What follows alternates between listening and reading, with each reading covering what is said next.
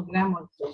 It's a very small kind of a music kind of a thing from our end, and of course it's in Sanskrit and in Bengali, just 2-3 lines.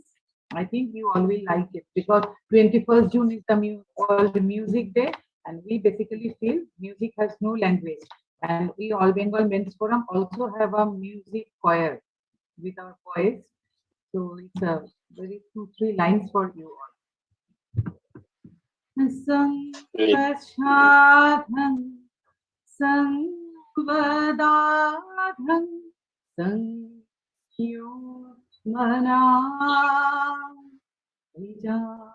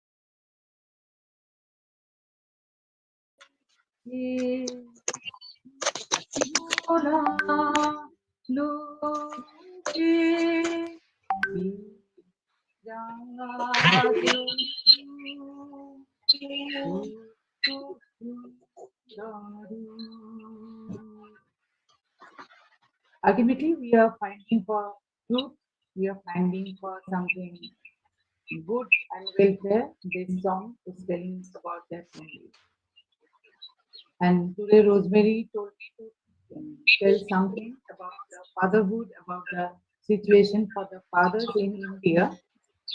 I think the situation is same for the father in all world, same here. Here also we have the parental alienation, same here because all the mothers, they are trying to keep their children away from their fathers. Whenever you are getting an order from the court, but they are not able to meet their children, and every day, every year, the numbers are getting. They are not able to, and here, Hello. and for this only, we are getting some every year.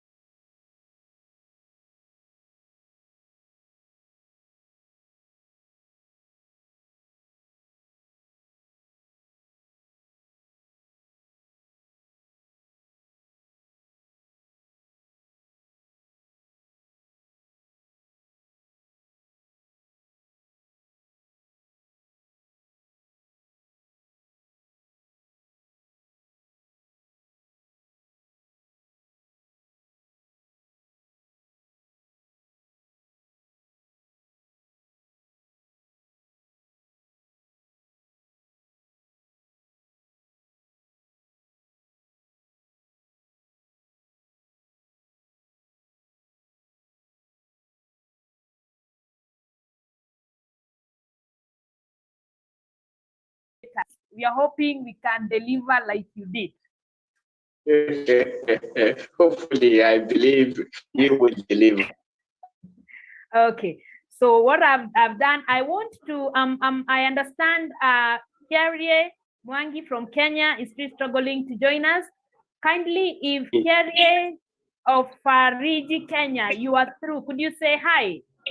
Because I can see he's trying to reach me. Is Kairie Mwangi is in already? Kairie Mwangi? Kairie Mwangi, I can see you had tried to chat. Is Kairie Mwangi with us? Okay. Are you with us?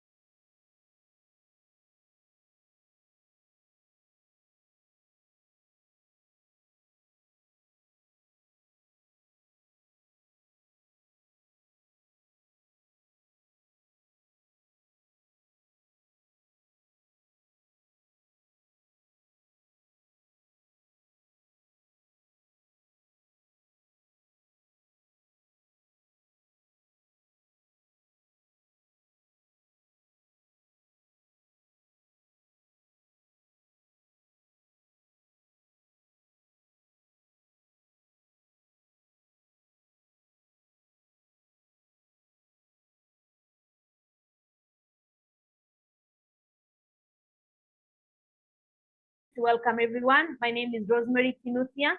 I'm the founder and director of African Boy Child Network, and our main objective is to spearhead sustainable transformation of the boy child.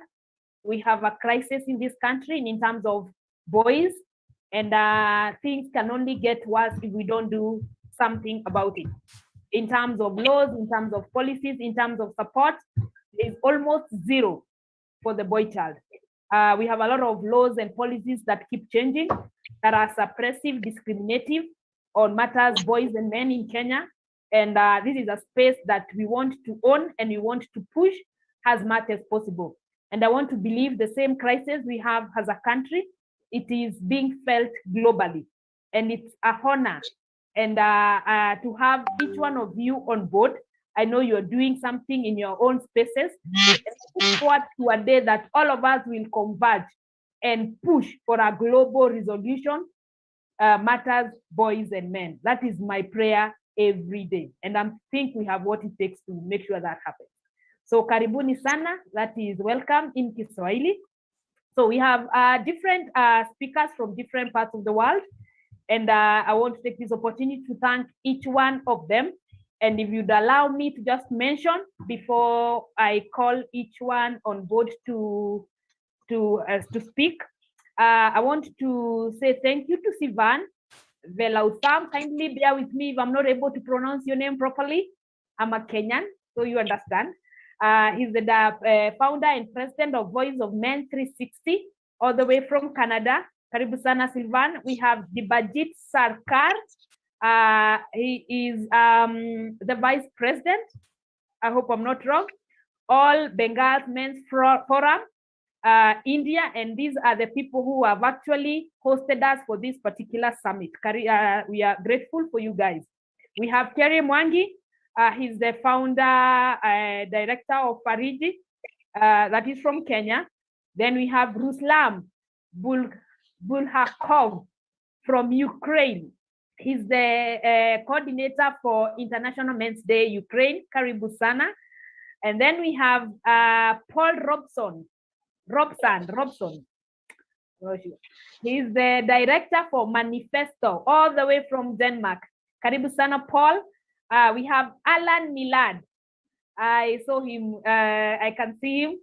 I hope the things behind you are certificates. We need to visit and see.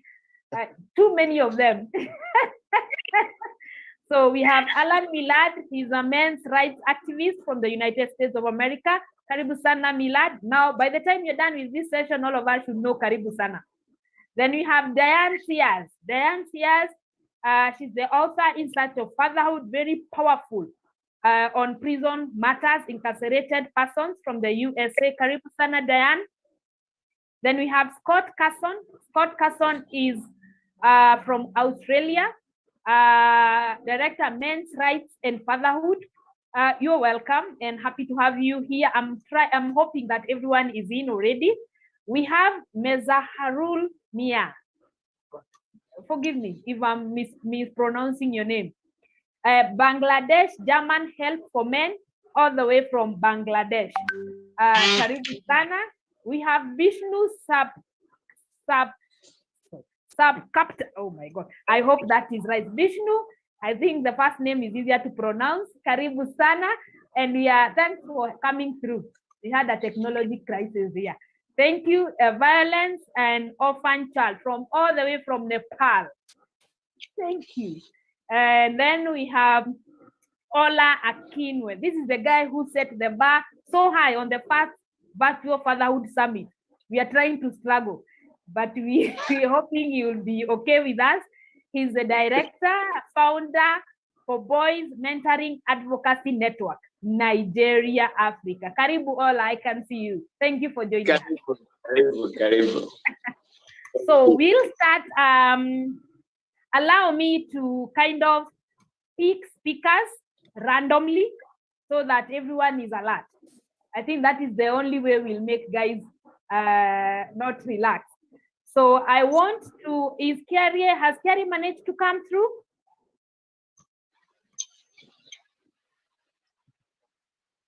Okay, I'm hoping he will by the time the session is done. So I want to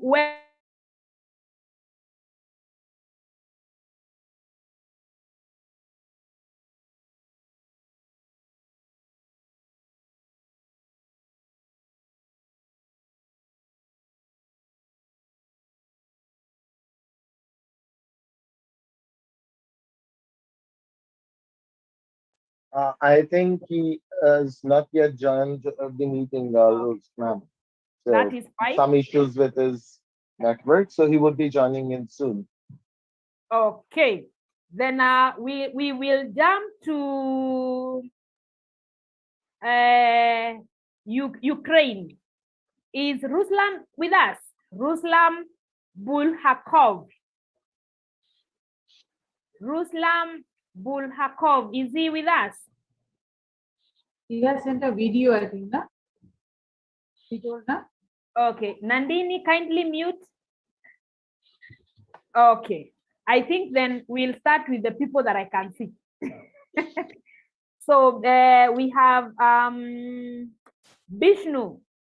Bishnu from Nepal. This year's theme is break the myth.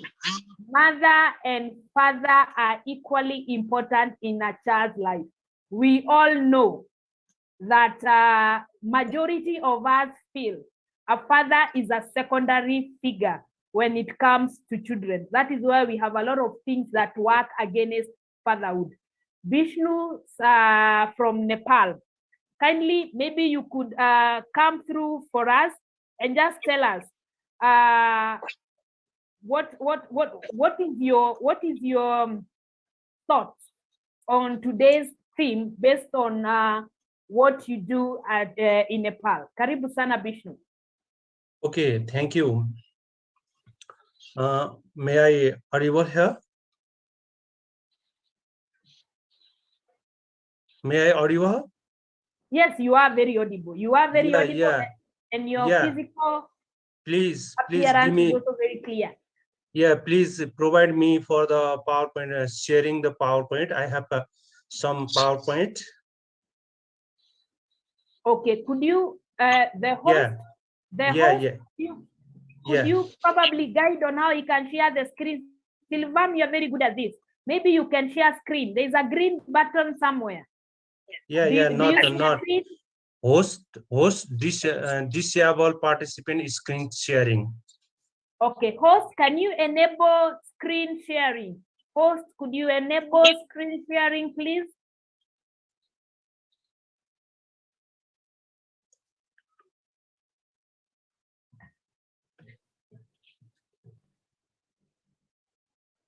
Host, could Please. you? Yes. No. Screen sharing, please. Could you enable screen sharing, host?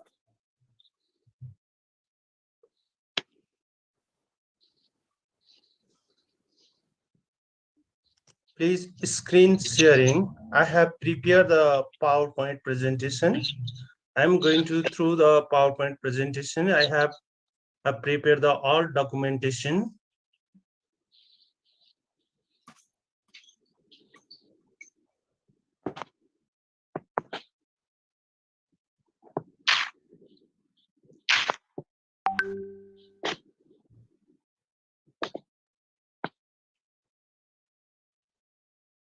No, Rosemary. Yes. I cannot get the permission to PowerPoint presentation. Okay. Sivam. Bishnu, can you? For Bishnu, Bishnu. I need the host needs to enable screen sharing. Vishnu, can you play your PowerPoint? I will enable that.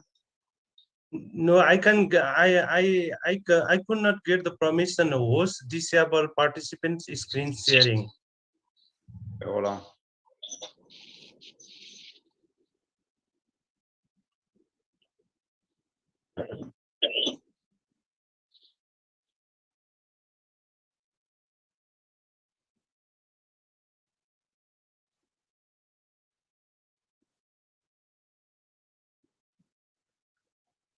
Hi, Rosemary. Can you hear me? Hi. Yes, I can hear you. I'm going to suggest if the current speaker is having difficulties sharing his screen, probably we can move to the next speaker. And when that is sorted out, we can get him back because of time. I personally have other two summits to attend, so I think we should save time if possible. That's okay. That's in order. Kindly host help Vishnu sort the share screen button. So now that that was Ola talking to me, I want to Vishnu, you please enable, and then the host will give you the permission, give you the access. No. Sorry for that. Host disable participant screen sharing. No. You enable, and then the host will give you the access.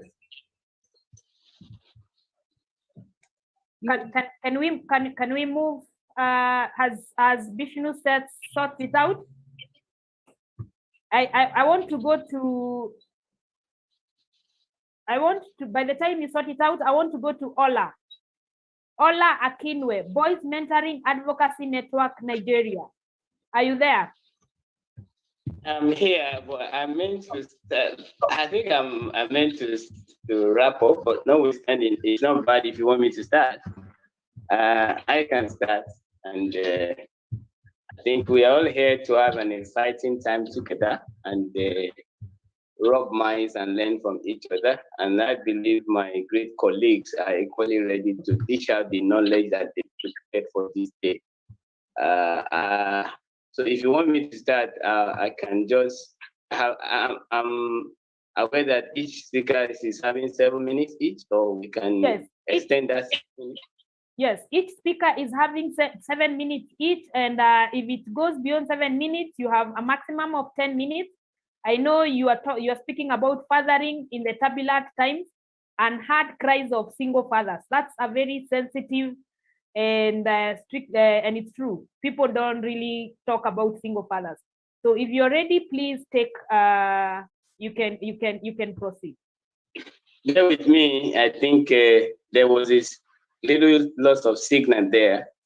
I want to greet everyone from around the world for yet another opportunity to come together to actually deliberate on the 2021 theme of the Global Fatherhood Summit. It was amazing that when we were putting this together last year, we never knew that it's going to become a series of global events. And I'd like to thank the president of all Bengal Men Forum for this brilliant work they've done to put this together.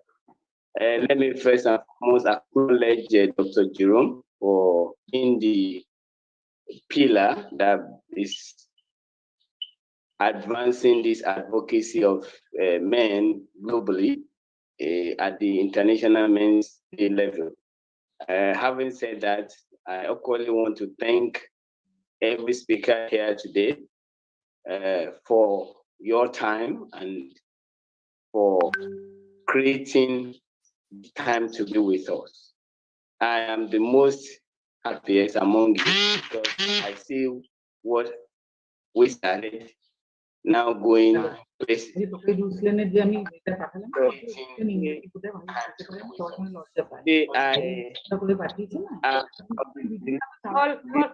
All Vegans Forum, please mute from your end. Please mute from your end. I'll be speaking today on fathering in turbulent times, on head cries of single fathers. This is a presentation from Akinwe, the founder of Boys Mentoring and Advocacy Network from Nigeria, and the International Men's Day Coordinator in Nigeria, as well as the World Day of the Boy Child Coordinator in Nigeria. First and foremost, I'd like us to ask us this question: who is the father? Where does the word father come from that we want to celebrate globally, or that draws our attention to today's event? You know, the word father has its origin from the word Latin, which means patha. That means a man who has engendered, or a man who has produced a child, or a male parent. And it all means, when you look deeper in Latin, there's a similar word close to that that's called paterfamilias, which means a father is the male head of a family, the master of the house. And that is where you have the root word, paterna. And I think all of us are very familiar.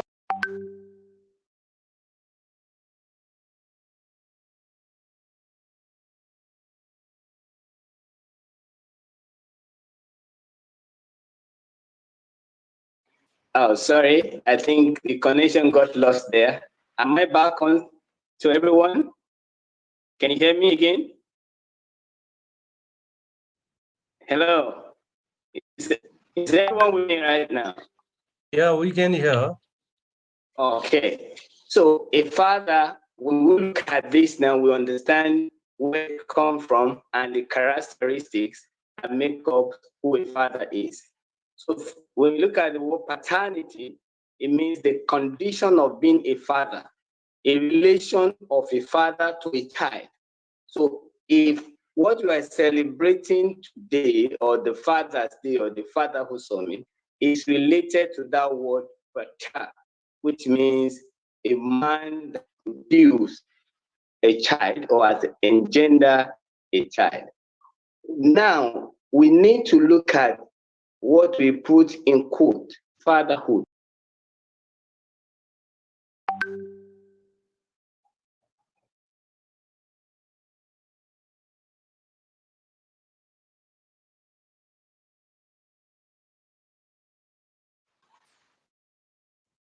I'm sorry, this is a signal problem. I'm so sorry, but let me continue from where I stopped. I'm trying to looking at defining fatherhood. Fatherhood simply means the state of being a father. And when you break the word fatherhood into two, you see the father and you see the hood. From the root word of hood, Hood is a covering, something you use to cover. So a fatherhood simply means a man that gives a covering to his family and the society. And this comes with certain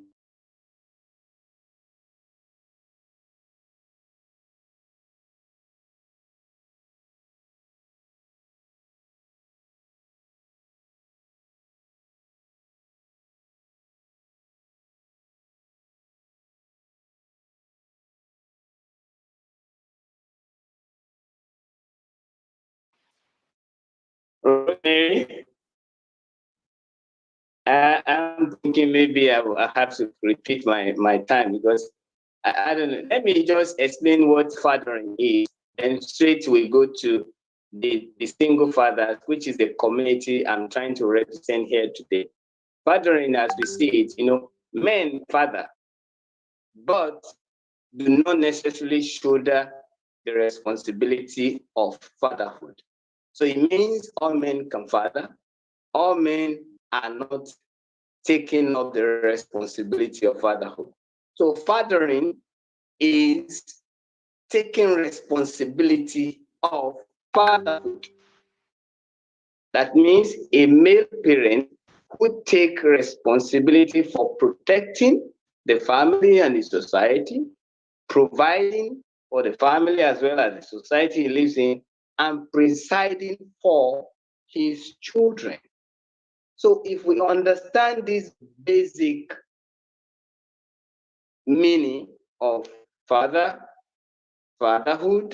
and fathering, it helps us to understand the community of men I'm trying to represent here today. Then the question is this, Rosemary, and every audience right there. How do men learn to be fathers? We want to celebrate Father's Day, but how do we learn to be fathers? And from research, it's been proven that we learn to be fathers from our fathers or father role models or father figures in our lives. So we tend to father the way we were fathered. And there's a powerful link between us and our fathers who fathered us. So we now look at what are the roles of fathers briefly. In my own little summary here, I put it in three forms that one can really to protect, to provide, and to preside. These are the way I present the roles of father. Protecting the family and the society, to cover the family by sheltering and by guarding, become a watchman of your family member. A father is a defense, is the defender of his family members. And when you talk about funding fathers, organization fathers, or different fathers, this is what they do. They protect the family and the society they live in. The second role, which is and what do they provide for? Is to provide for the families. I call this like family fees, FEES, the financial, the emotional, the ethical, and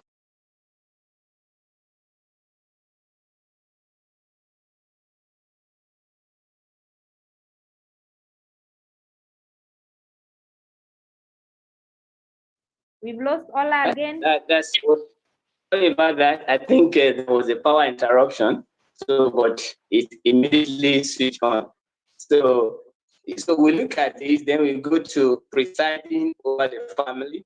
Fathers in every home, they are there to offer leadership. It's one of the fundamental roles of a father, to govern the family. Father gives direction to family members, and by the delegation of responsibility, which he shares with his co-partner. But right now, the community of men that I am representing today are the single fathers. Now, who are single fathers? When you hear single parenting or you hear single mothers, who are single fathers? A single father is who has a dependent child. or dependent children.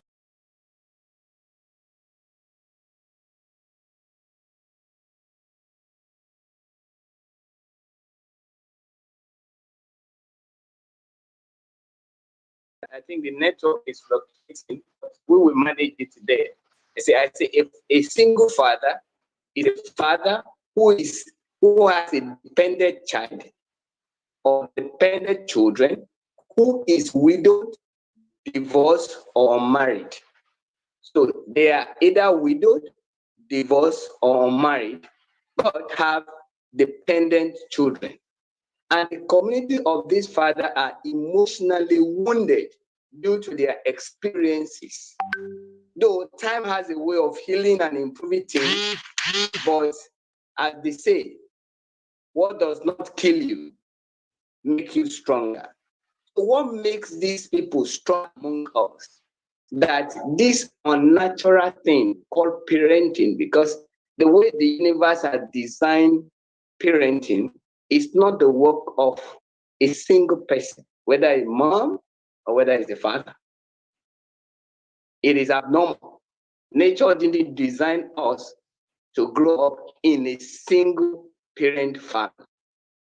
But now, certain circumstances, whether it is widowed, divorced, or married, has brought this caliber of people into this situation, which I am representing them today. Now, like I said, it's either you are widowed.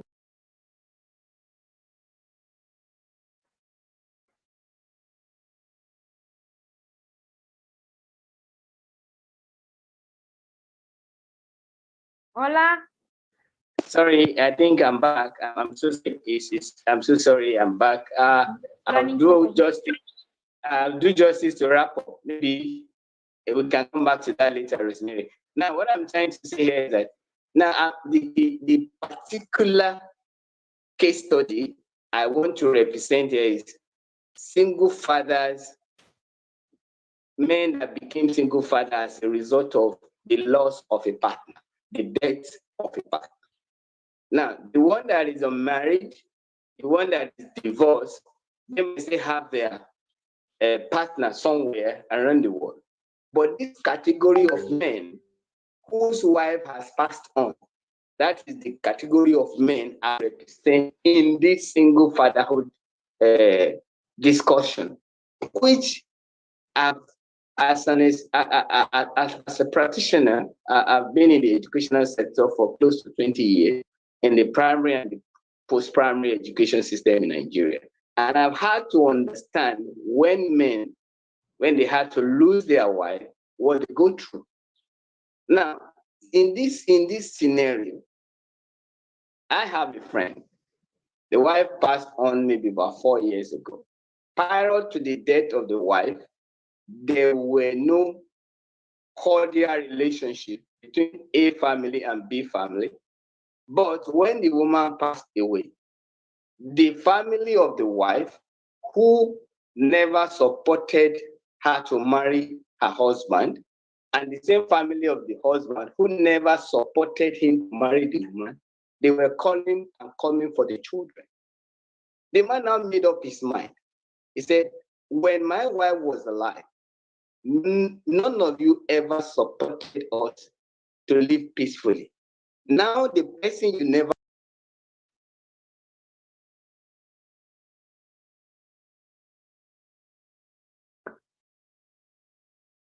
Hola. the person you never love, the person you never love, tell me how you're going to love the children if you take them away. So the man insisted, I'm not going to release my children to you, both A, my father's side, both B, my wife's side. So he decided to take the responsibility to himself. I watched him over the years, and I saw his cries and his pain.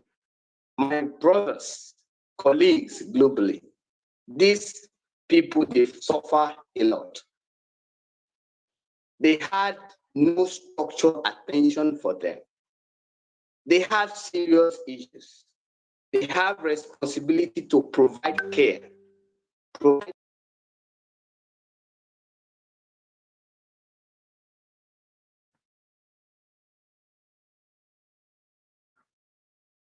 Ola.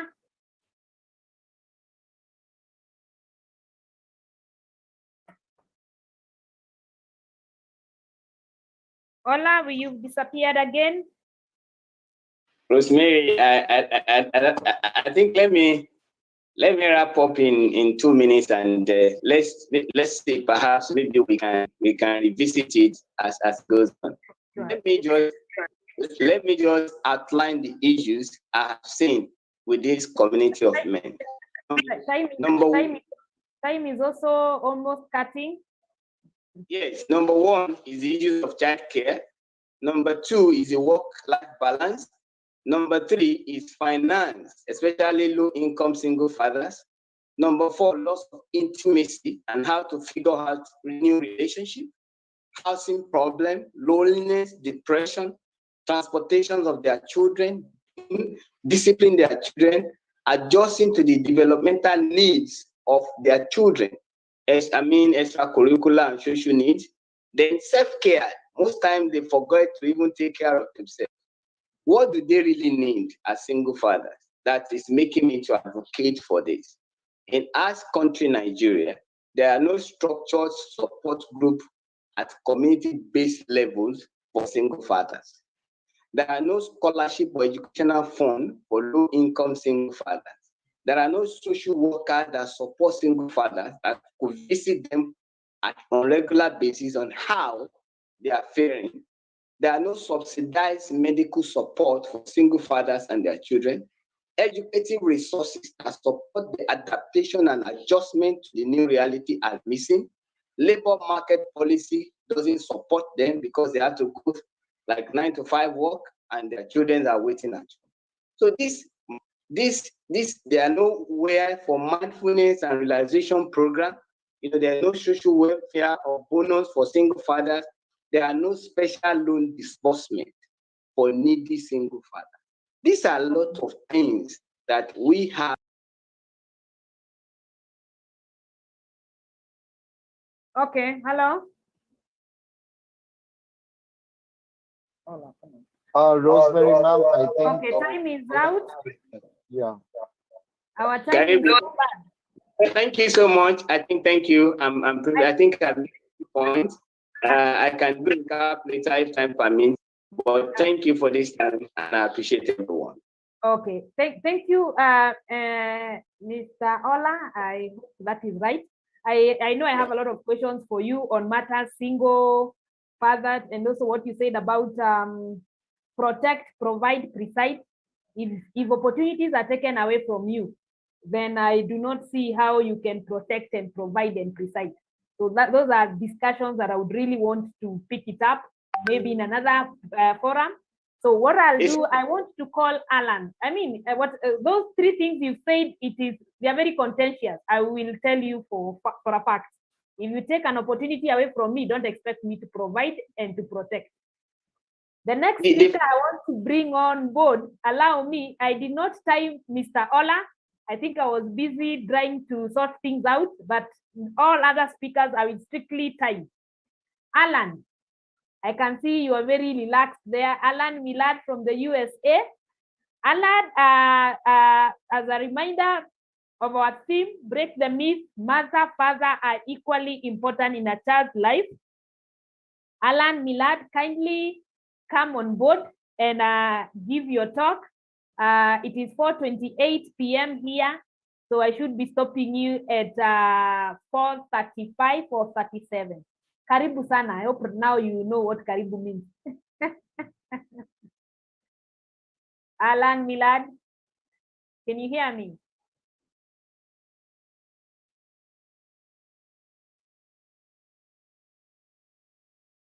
Alan Millard, can you hear me? Am I audible? Am I being heard? Hello. Am I being heard? Yes, you are audible, ma'am. Is Alan Millard, I can see you, but I can't see you responding. Alan, please raise your hand up so that okay. Okay, karibu sana.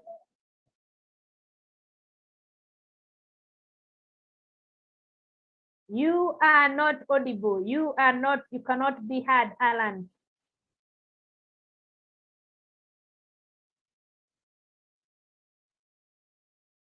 Alan cannot be heard unless it's only me who can't hear him.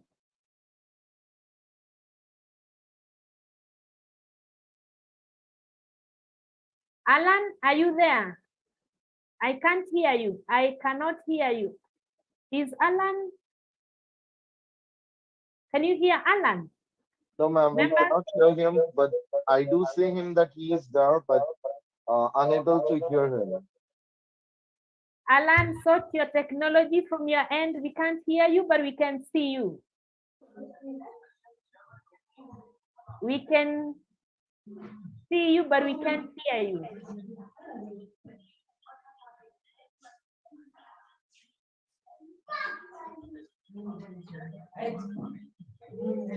Alan, your voice is not coming out.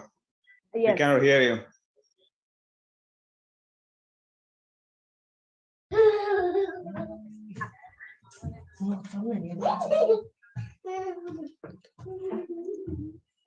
Do you use a headphone? Could you use the headphone?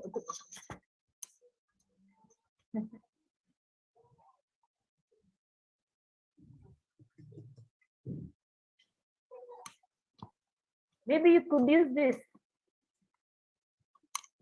It doesn't matter, any headphones. Okay.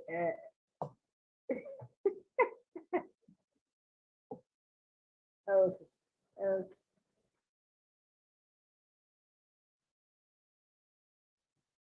Okay. Can you? I'm sure you can hear us. Could you speak?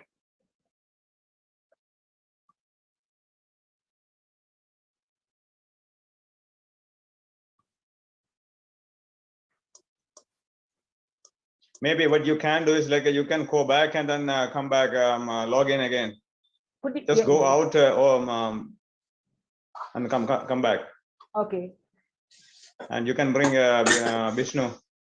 Yeah. Okay, I can. Okay, Alan, maybe you could leave and then log in again. Please, thank you. We will bring in Bishnu. Okay. Bishnu from Nepal. Are you there? Yeah, thank you. Okay, you have managed to, you'll be sharing, you'll be doing a presentation. Aha. No, Can you? Yes, we are. Can you audible from me? Okay, we are. Okay, Yeah. we can see you. So we have, I need to time now. It's 4:32. So by the time it's 4:42, I'll be chatting you. Okay. Now I'm going to present hello and namaste to all the dignified member present here. I am Bishnu Sapkota from Nepal. It is my honor to be present here. I am working as a social worker against the child boys and trafficking. Yeah, and my organization is Deep Nepal, Development, Education, Empowering and Protection in Nepal, working as the child protection, especially violence against the boys, children, and trafficking.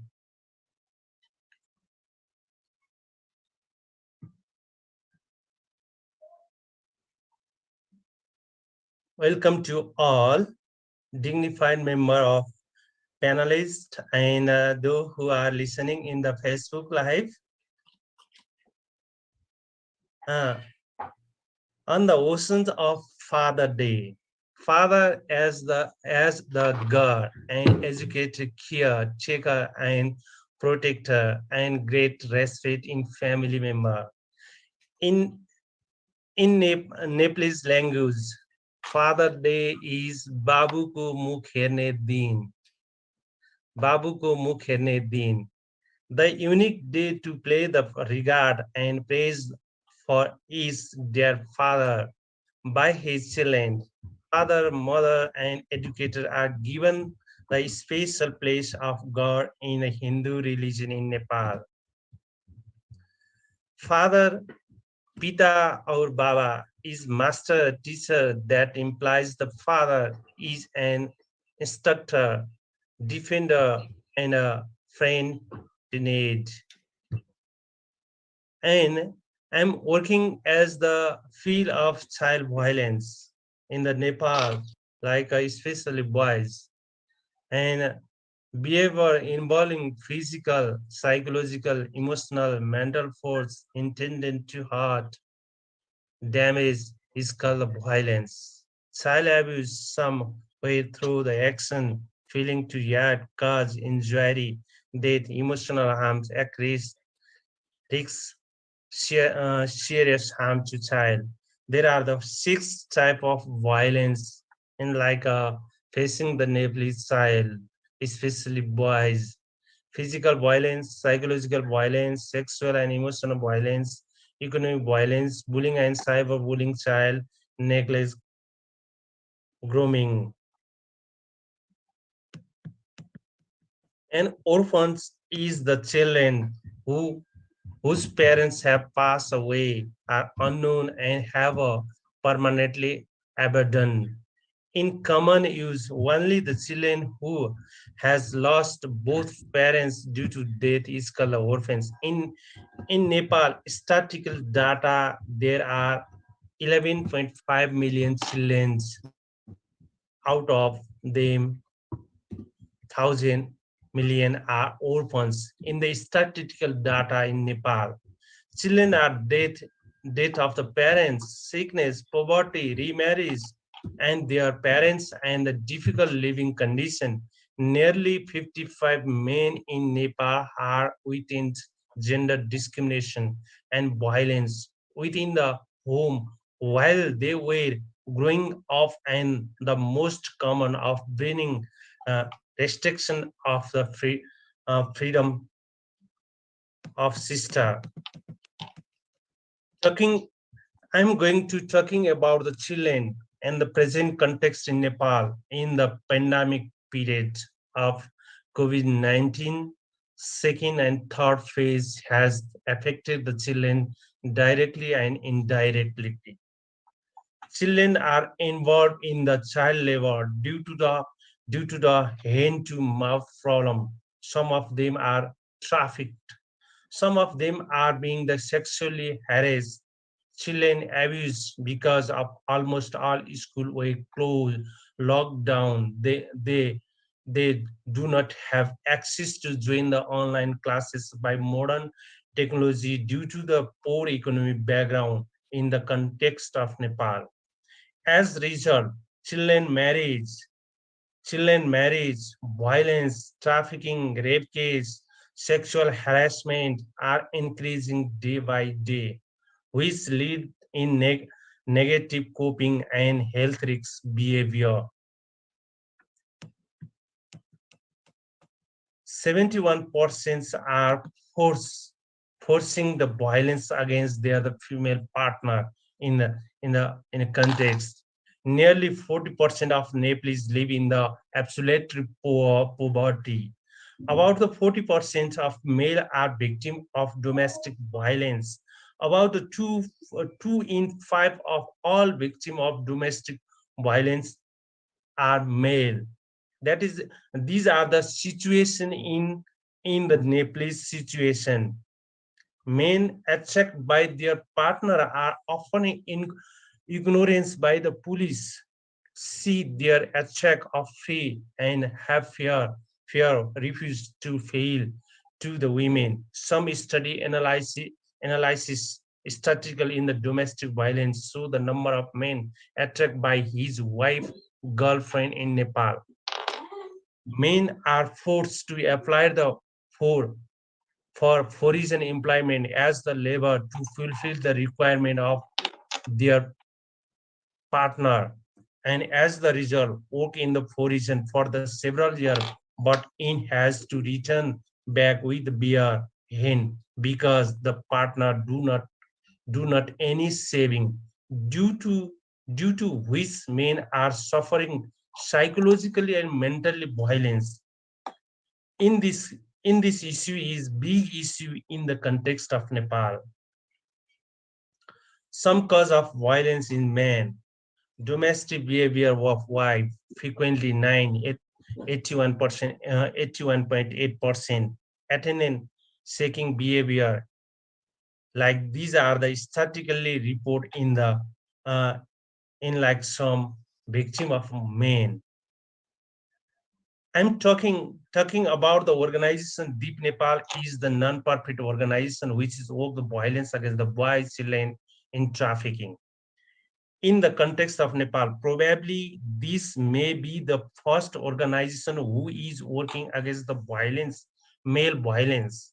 It means Deep Nepal is the first organization working against the boys and male violence. Since last year, it is working creating the awareness program in the community, school, college, against the equality between male and female, child violence and the trafficking. Some of the program lead by the Deep Nepal for the community level and local government. Local government is given by below. RISE program. In the RISE program, it means the Deep Nepal has the one program to RISE program. The name of the RISE program, RISE means R is equal to recognition, risk factor, and indicator related to child violence. Identify the potential children victim and report their legally requirement. Share the knowledge with the college partner and community member, and educate and engage in the local prevention effort. Important of RISE program: education professional serve as is the important role of the school community for the children violence and the trafficking prevention effort. Teacher, administrator and staff interact the daily with children who are at risk of becoming and already have been victim or not. We can become our eyes and ear to recognize the violence, trafficking, reporting abuse to the proper for the counseling them, recognize how your legal responsibility and obligate apply to children protection, indicator for the school age children. And here, 7 strategy to for the ending the violence against the children. It means 7 strategy. We have the inspire. The name of the inspire. I is equal to implementation and the reinforcement of law. Implementation and the reinforcement of law. N is equal to norms and value to behavior for the children. Self environment, safe environment, parental and the caregiver support. Income and the economy strengthens gender equity. And response service provision, psychologically support, education and life skill in ensuring the children attend the school and providing the life and the social skill for training. Finalize time is running out.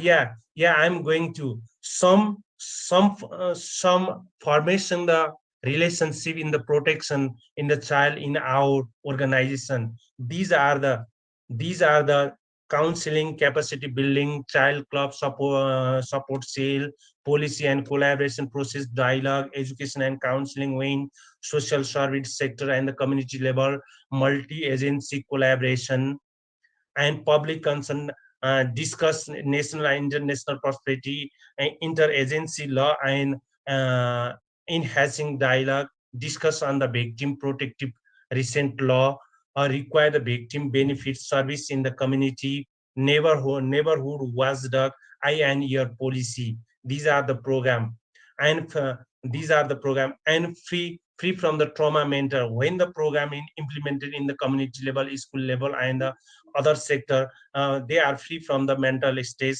Child protection fund to build the child protection for family counseling, financial support and the leadership development, and enhancing the training and other. Just a minute, just a 1 minute, I'm going to finish. And training other necessary skill for the children, and provide the justice and advocacy level of.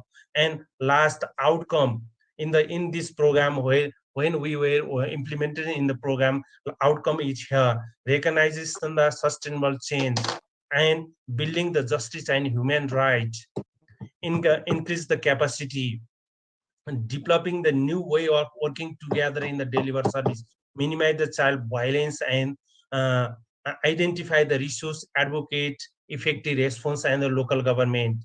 Thank you. Okay. Thank you. Thank you, Bishnu. I'm just requesting, can that presentation be shared? There's a lot of information that will be very important in this course of boys and fatherhood. Yeah.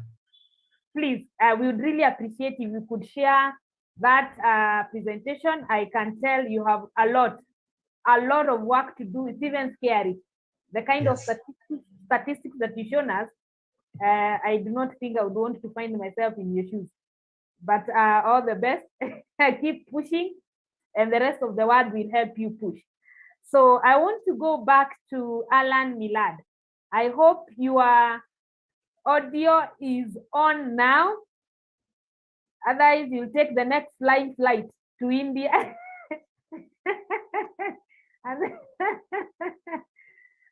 Is your audio on? I still can't hear you, Alan. I still can't hear you. Sivam and all men's Bengal's men, you need to come through for Alan. Alan, I cannot hear you. I cannot hear you. This is Devojit Sarkar here from All Bengal Men's Forum. Hi. Can you hear me? Alan? Yes, we can hear you, but I cannot hear Alan. I cannot hear Alan. Okay. Devojit, we can hear you, but we are waiting for Alan, sir, because we are unable to hear Alan at all. We can see the video, we can see the kind of, I should say, suffocation he is going through, rather, and he has something written over there. But I might not be able to read that, Alan. It should. Then just one more time, try with your headphone if you have it, please. Kairie is also not able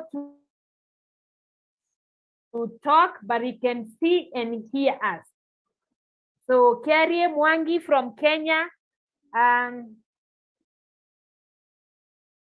he also has a problem. Alan Millard, you also have a okay,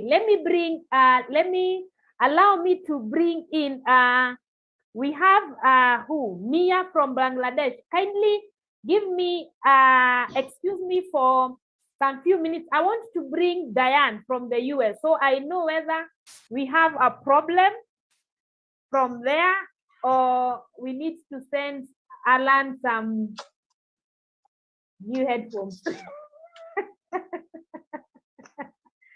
Diane Sears from the US, are you there?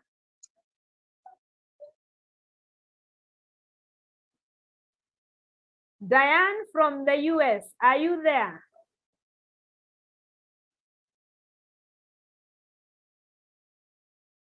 We need to transport some headphones to Alan.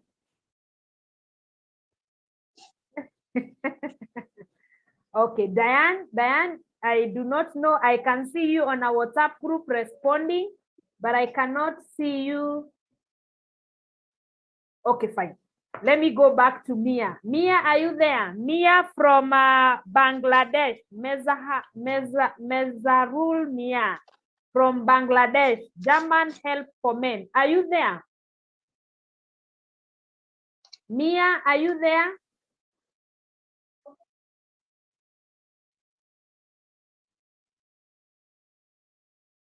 Are you there? Miah from Bangladesh. Sivam? I don't see him, Mazhar. Can you see Rosemary, him? then let's talk to Mr. Devojit Sarkar because he's waiting for a long time. I don't see him here. Okay. Let's talk to Devojit Sarkar.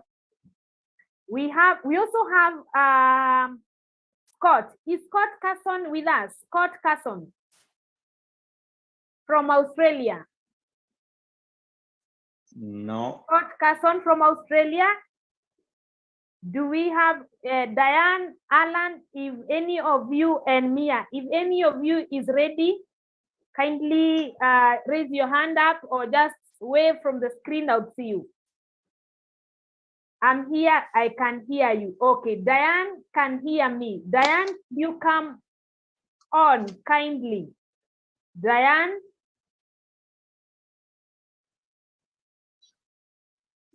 Say hello so we know you can call Dibadi. Diane says she's here. Diane, can you speak?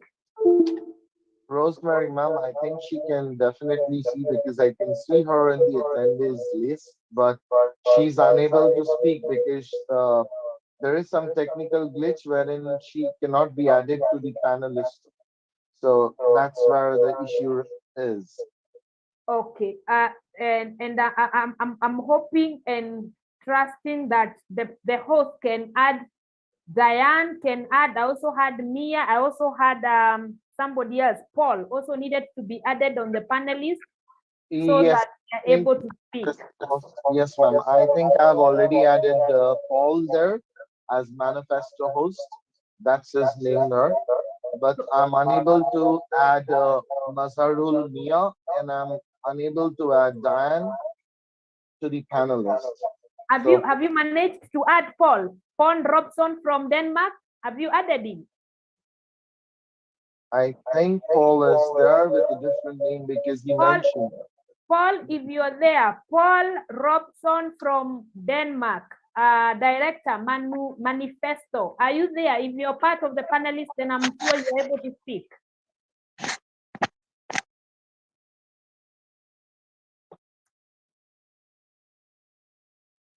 Okay. All right, Mary ma'am, what I think is we'll sort this out pretty soon. I have Sivam as well. So meanwhile, we can have Debojit Sarkar, the Vice President for All Bengal Men's Forum, to speak while we clear out this issue with Paul and Mizan. Okay, fine. So we have the Vice President, All Bengal Men's Forum, Debojit Sarkar. Are you there? Yeah, I'm here. I'm here. Am I visible? Let me see. I can see you. Okay, then it's fine. I need to remove my, I don't know why I'm on the screen. The host, please remove me from the screen. I'm not sure why I'm there. Okay. Okay. Can I start? Hello. Karibu sana. Yes. Good evening, good afternoon, and some places is it a good morning also. Myself is Debojit Sarkar. I'm the Vice President of All Bengal Men's Forum and trustee body also. And I'm also a senior life coach and an inspirational speaker. So today my topic is totally a different bit. That is relationship beyond gender power dynamics. So I'd like to start with like this way that all relationship between men and women have certain dynamics of power. Or in other words, that the ability to influence and to certain extent control other person. In healthy balanced relationship, power is generally equal or close to equal between partners. Power may be balanced by one partner being responsible for finance while other may have more say in how children are parented by the influence is reciprocal. The decisions that are taken are based on mutual respect and consideration of each other's preference. However, more often than not, relationships between men and women are marred by power imbalance due to a combination of gender, social and cultural factors, as well as individual childhood wounding.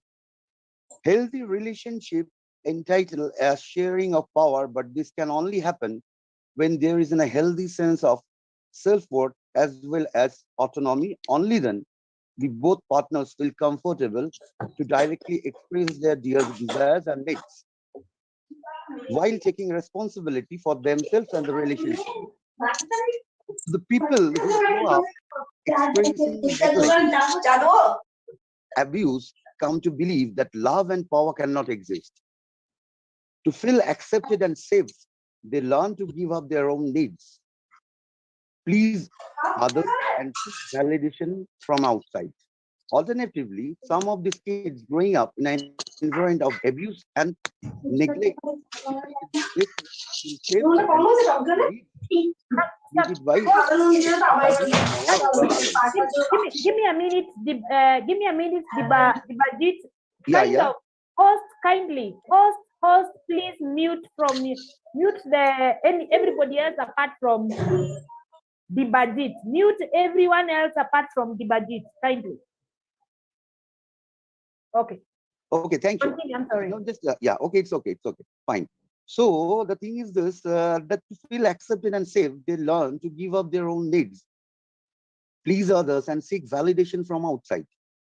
Alternatively, some of the kids growing up in an environment of abuse and neglect decide the best way to feel safe and get their needs met is by exercising power over others. This also breeds fear and resentment.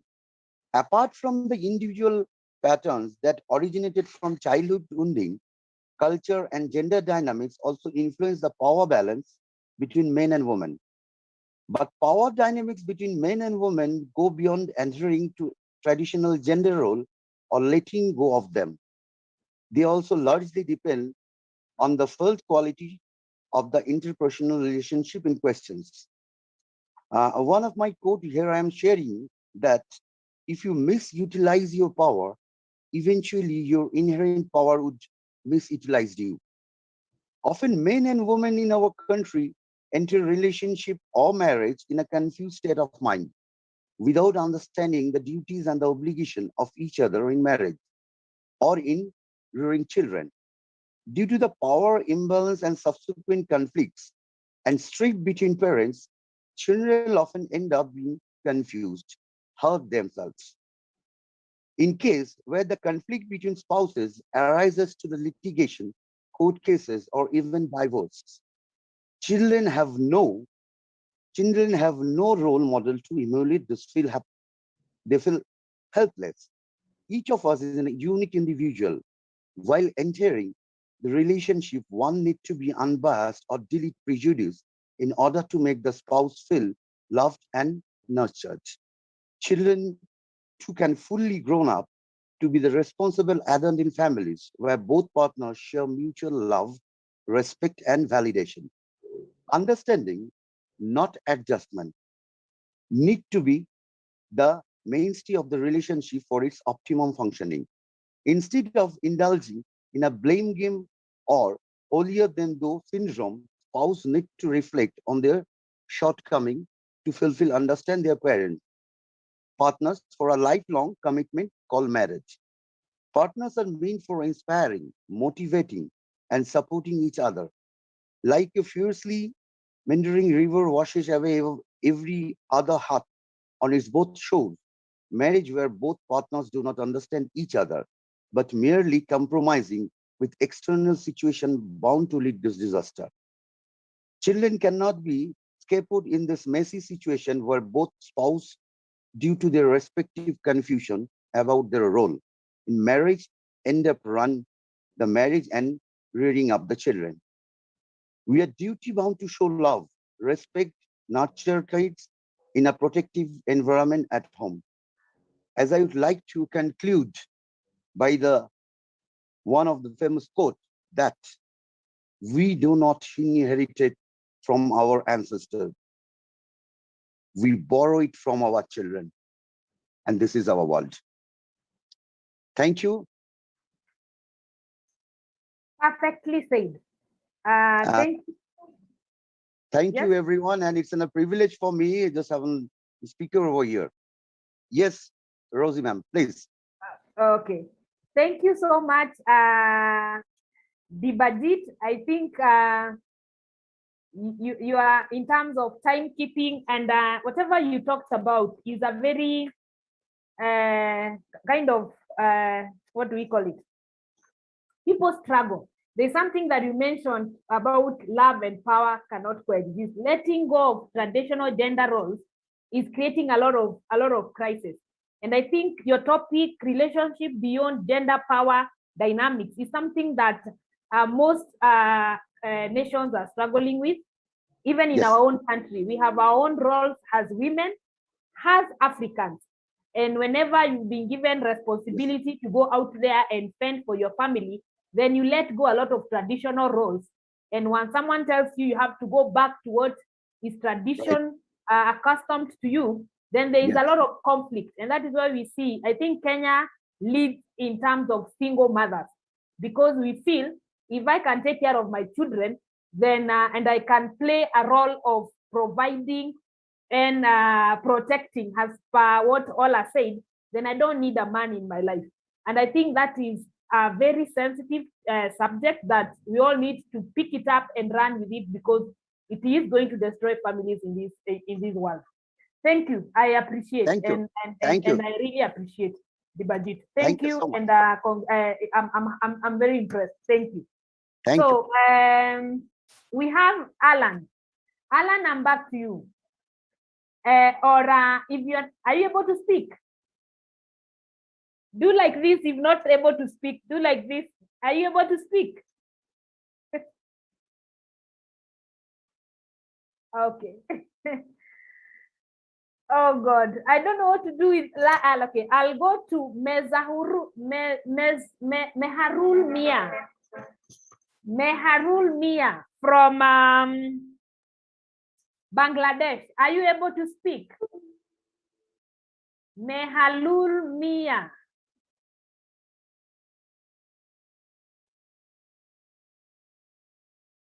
Yes, I want to speak. Thank you. I know I can see someone's hand. I don't know whether we let Miah talk and speak, and then I'm going to, I know Pastor, your hand is up, but kindly let Miah do his talk, and then we can get back to you. So Miah, you have 10 minutes maximum. Karibu sana. Okay, thank you very much. I want to congratulations everyone, especially Mrs. Nandini Bhattacharjee, who organized this event. You know, I forget. Actually, it's not forget. I have a lot to say, but in just last week, I become a father. During this Father's Day, my son is in an ICU hospital, so I am in a really in a serious mental conditions. The thing is that, but still, you know, I am always a male activist in Bangladesh, a well popular in Bangladesh. Most of the people know me. I have a big organizations, which is activist group of Bangladesh German Help for Man. Actually, why I put this Bangladesh German is actually a joint organizations and joint registered organizations both in Germany and Bangladesh. I am a dual citizen of both this country. So that's why I create these organizations to help man who is suffering violence, who is suffering mental disorder, and who is also suffering, you know, Bangladesh is one of the poorest country in the world. So I make some help of donation so that these poor people can study, and also they. So my topic is domestic violence and some some government cases, some government studies that always against our manhood. So number one, the main problem is that I'm going to say in a country when you married after married there are some complicated complications happens between the couples, but the law is like this: if a woman can go to and inform police about a man and he might be arrested without any investigation. So that's a really bad, you know, a bad law that we are always protesting, we're demonstrating so that this law can be changed. Already more than almost what I say is almost 1 million Bengali men are suffer or victim of these fake cases. And with this, when most of the women nowadays, when they get divorced or when they get something, there is some problem of the couple side, they go to the police and send to the jail and ask some bride and ask some money so that they can mutual. So that our manhood, their everything, the respect, they are financially, they're mentally, they're tortured. So our organizations mainly help these kind of people. And also when they go to the court, or go for justice, then you have to pay your lawyer, you have to pay lots of taxes. So our organization also helps these poor people. So and also we provide some. We have a panel against lawyer, so who can help these people. So we have a group of almost 8,000 members, and every day is increasing. And also we have a pages. I think Mr. Sivam and also many people knows. So in Bangladesh, the main issue is that we want to the boys and men of different ages are sufferer, and we want a peaceful, and we want something that can help and give justice to this man. So we are on tomorrow, 20 of June, we will officially will make this Father's Day, and we will also protest and demonstrate it. Also, media will also come, and we are telling that man's justice is also needed. Men are also a human being. Man should get respect. It is not like that. They should always take responsibility. At the same time, they should be treated equally. So that's the part I can only say from my part. I again thanks everyone who organized this summit. So if you have any questions, you can ask. Thank you very much. Okay. Thank you, Miah. That was short and very important. And one thing the world has refused to accept is that men and boys are human beings too. And I always have issues when it comes to events on the UN calendar. Hardly would you see any day the United Nations recognize about boys and men. And we all know that men have given their lives to protect this universe. And I'm happy that you brought that one up. And I think that is what all of us need to pursue to make sure that that happens. Alan has sent some chats. Allow me to read. I hope he's still there. Yeah. Yes.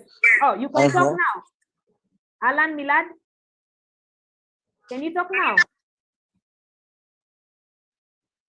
He's not able to speak, so allow me to read. This. If he allows me,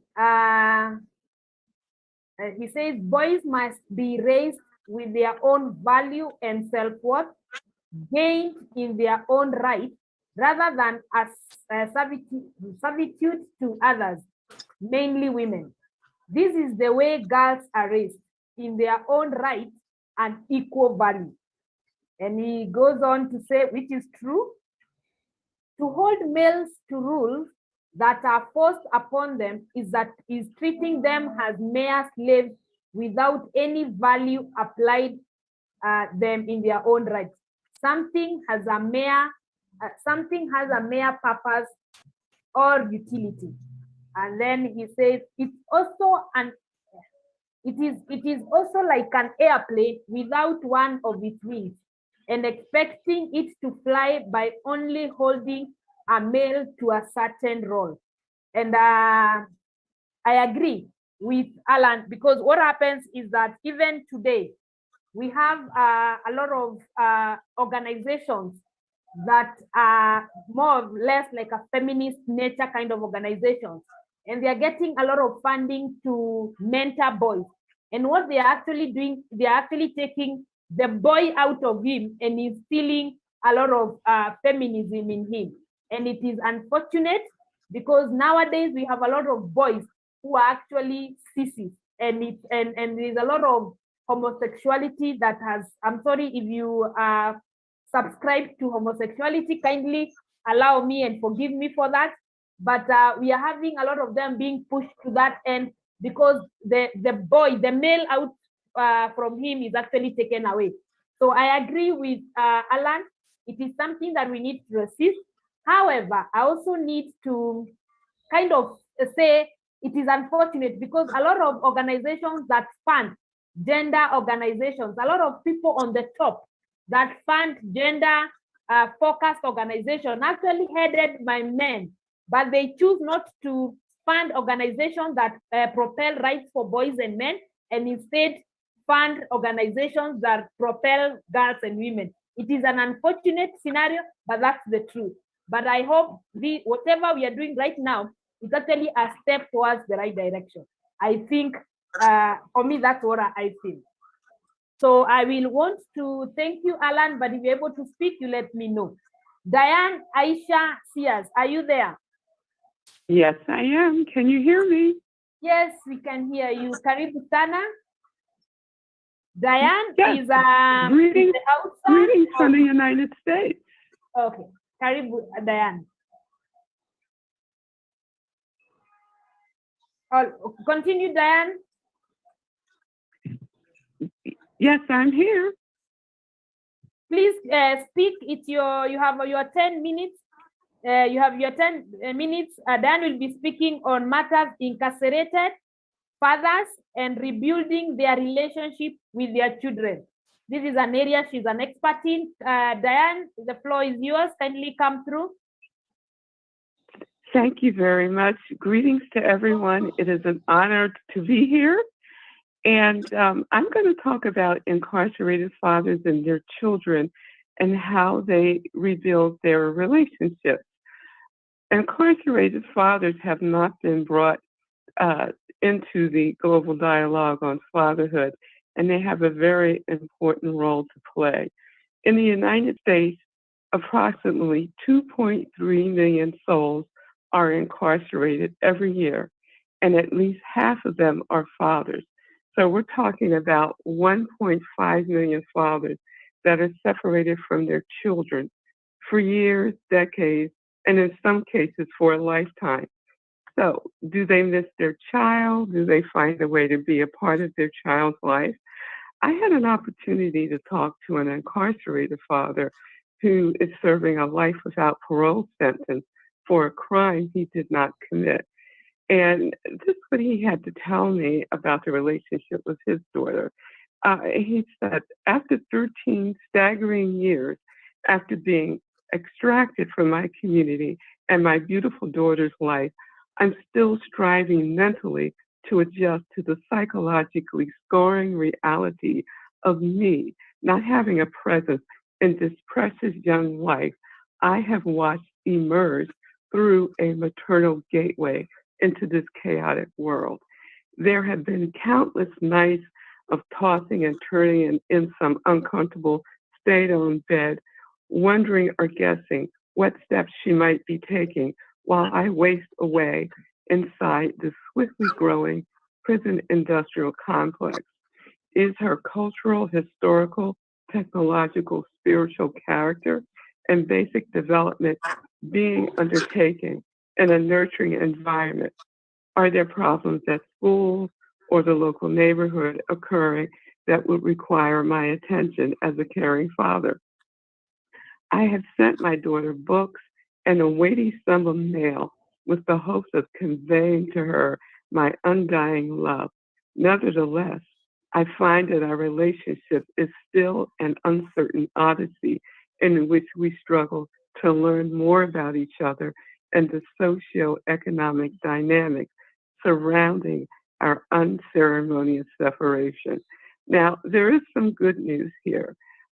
Incarcerated fathers have decided that they need to create their own parenting program to address their unique issues.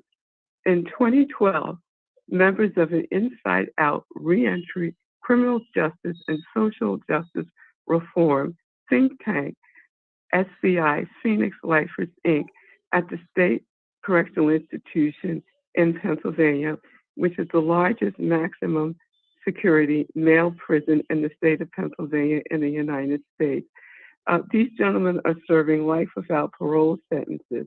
They've researched, designed, and co-implemented a two-tiered parenting initiative called Parents and Children Together Experience Initiative. I should add that these gentlemen, unless the laws are changed or unless the governor gives them a pardon, are going to spend the rest of their lives in prison. They're going to die in prison. But they decided to use their time and their skills and their brain power to come up with a fathering program for incarcerated fathers. The incarcerated fathers that are going to be released at some point and are going to return to their communities, to their families, and raise their children. Now, the Fathers and Children Together Experience Initiative is a 13-week initiative for fathers incarcerated at the prison, mothers or legal guardians of their child and their child.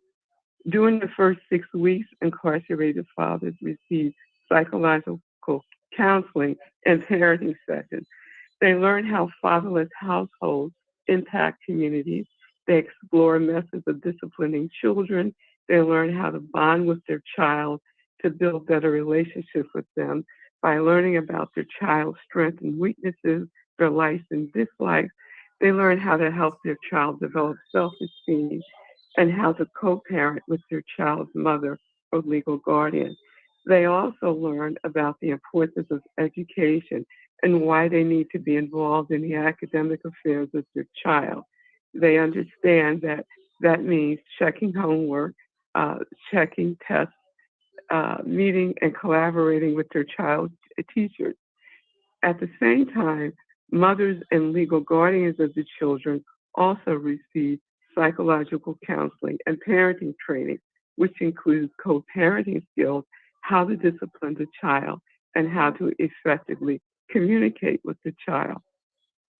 During the next 6 weeks of the initiative, the children and fathers spend time together one evening a week for 3 hours at the prison. The fathers and children work on arts and crafts projects that are put together by the Philadelphia Mural Arts Program, which is one of the largest cities in the state of Pennsylvania.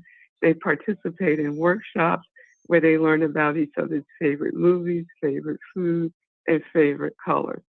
The incarcerated fathers also use that time to talk to their children about any academic or disciplinary issues that they find out about so they can work through these issues with their child while the child is there with them. The last week of the program is a graduation ceremony where the fathers get a certificate of saying that they've completed the program, and the community shows up, the child shows up, family members, and even prison staff. So you're probably wondering what goes on at the workshops that are attended only by fathers and their child for 6 weeks. Well, one of the exercises at the workshop involved each father and child standing up and introducing each other to the group. Each father stands up, provides his name, and announces, "I am a father." Each child stands up in front of the group and introduces himself or herself by name, and they turn proudly to their father and exclaim, "This is my father." Now, how do I know that? Because I've actually gone to the prison and sat through the workshops to observe it. Another exercise involves each father standing up, facing their child, and speaking from their heart to their child. I was moved by one father who stood up, faced his teenage daughter, and told her, "I was not there when you were born.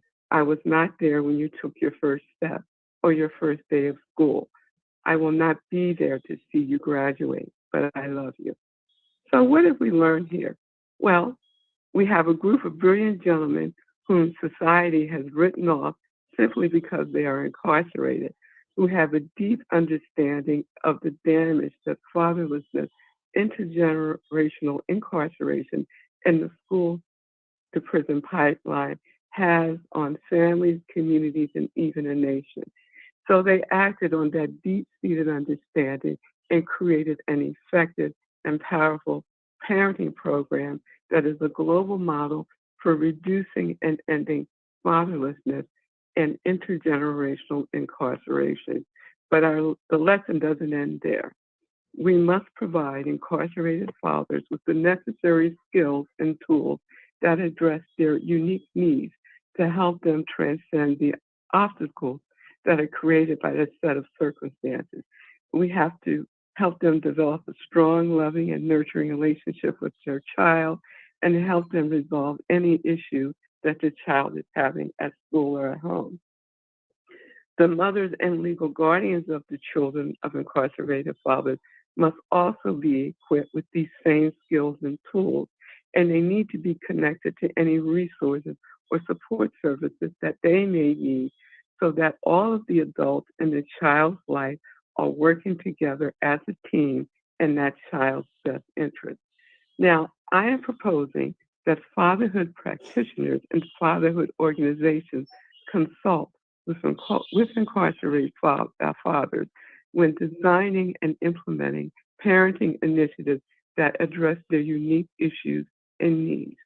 Consideration must be given to having incarcerated fathers serve on advisory boards of fatherhood organizations and act as consultants to fatherhood practitioners and organizations, together with institutions that design and implement local, state, and national public policy that directly and indirectly impacts incarcerated fathers and that addresses their full and equal access to essential resources and support services.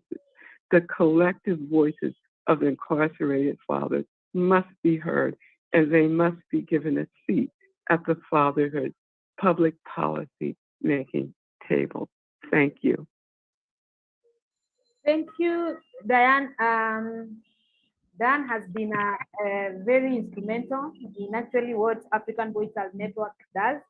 And every time I need to get some global statistics on matters prison, it's always come through, and it's powerful because we get to compare. We are told you need data.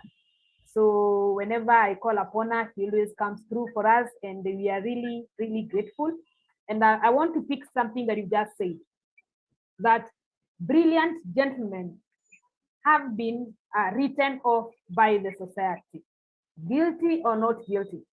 And I think he also mentioned, based on what probably had said, that charity initiatives should address this particular population accordingly.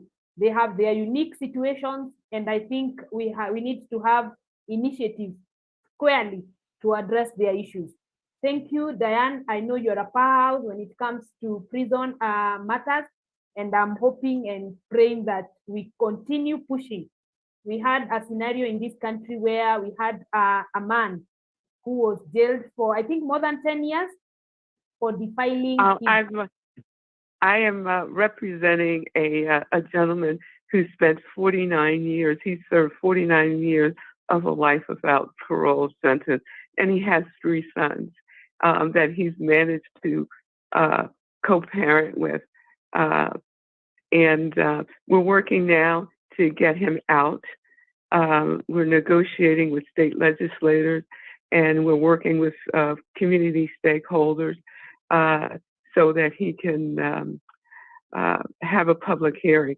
He submitted his commutation application, so we're now waiting to see if the board will review his application and give him a public hearing. I feel strongly that if he's given a public hearing, he has a good chance of walking out of prison. And he'll be 70, he's 79, he'll be 80 years old this year. Well, it is sad. I know prison has its own story, a lot of sad stories. We had, like I was saying, we had a man who went to jail more than 10 years for defiling his daughter, only for the daughter to come out and say the mother had caught her to lie that the father had defiled her. So it became very tricky affair, and we need to do something and we need to really push our agenda. Okay, we are moving on. We still have about 5 speakers. We have there is Paul from Denmark with us. Paul from Denmark. Paul from Denmark. Paul from Denmark.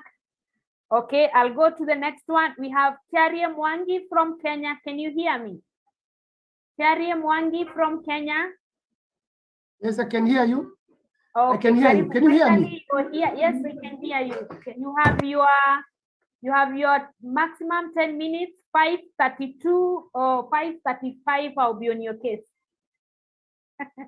Karibu sana Bwana Kairie, director, founder, FARIJI.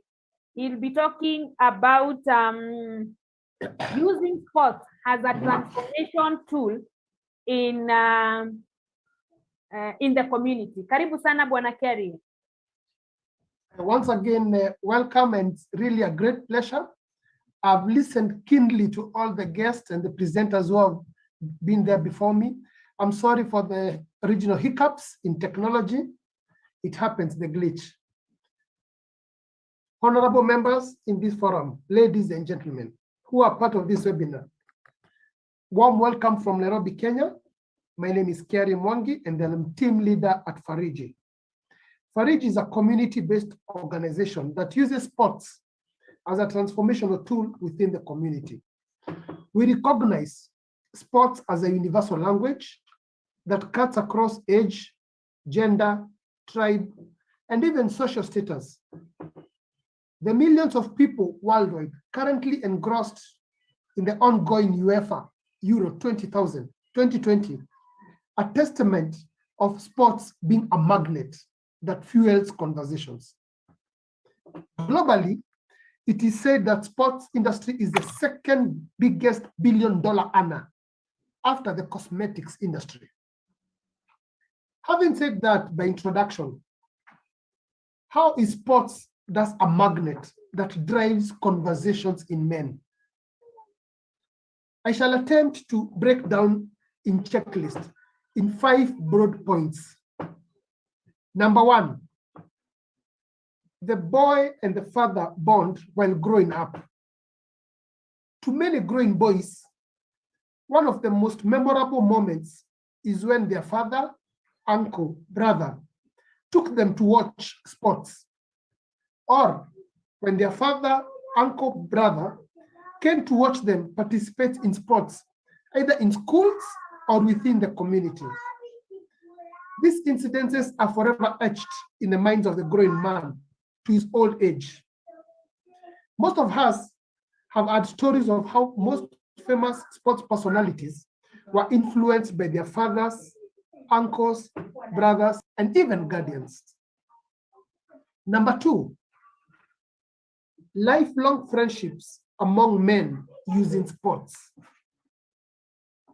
Many men have met as strangers at sports grounds, supporting or opposing the teams, and a lifelong relationship has blossomed. So strong that the sports friendship has turned to business and family relations, close confidence, on even very emotional and close at heart matters. All this from meeting around sporting venues. Number 3, rehabilitation and reintegration programs. From juvenile to prison programs, from drugs and substance abuse clinics, and even counseling and therapy sessions. The one ingredient common in all those is sports, as a program that is used to address psychosocial aspects of men. Sports encompasses personal discipline, teamwork, and self-awareness, drive to be a winner. These attributes not only form part of recovery, but also help in addressing the stigma, recidivism, and boosts self-esteem. Clearly, sports is a magnet by itself. Number 4, memories and souvenirs.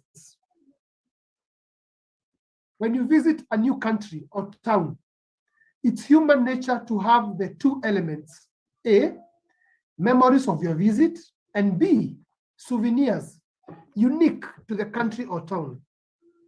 This is the same with sports. Men will tell you the emotional connect of having replica jerseys of their favorite teams.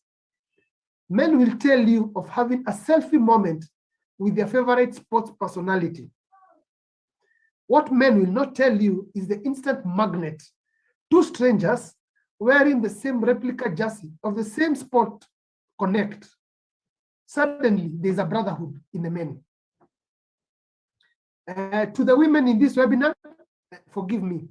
And to those watching us from the globe, please don't ask us why we still have the t-shirt we bought in 1995 in our wardrobes. And it is one of our most prized possessions. I can confirm to you today, the emotional connect between us and the t-shirt is very tight. And number 5, did you know that sports has been used globally as a pacifier to calm world tension?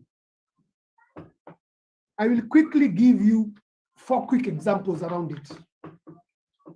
Example A, in 1971, the Vietnam War was stopped for 1 hour. The reason? Muhammad Ali and Joe Frazier grudge boxing match, which was watched by millions. Imagine the Vietnam War stopped for 1 hour. Number 2, Croatia, a country that gained independence and the dissolution, after the dissolution of Yugoslavia, deliberately focused on sports as one of its export commodities. Around 1995, 96, thereabouts, basketball, swimming, and football were their single major export commodity. We saw the success. 2018, Croatia came close to winning the Football World Cup. We all saw Madam President at the finals and the camaraderie with the players.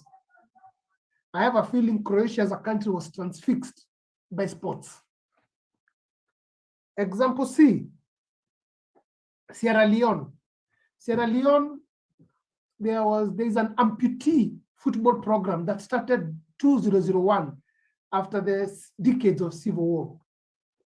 This began as a trauma recovery and a peace healing and cohesion process. Over the years, the program has won international recognition, including the visit by UN Secretary General Ban Ki-moon to Sierra Leone. I'm sure the amputee program is really one of the most sobering acts of civil war, but greatly, it is the healing, it's the trauma, it's the success around it that builds sports as a magnet that drives the men together. I will finish up very quickly by 2005, Ivory Coast Civil War. Didier Drogba, who was then playing for Chelsea FC, held a 2-week tournament in his hometown at the height of the Civil War.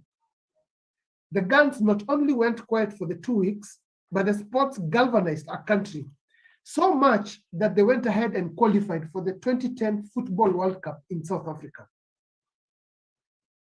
So, ladies and gentlemen in the webinar, the incidences in Sierra Leone and Ivory Coast remind us that boys and men are the largest casualties of war.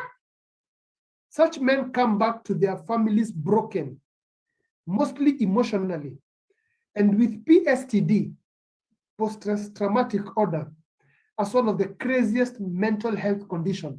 Mental health is real. WHO in August last year confirmed that mental health is part of the non-communicable diseases, especially post-COVID era. We have seen.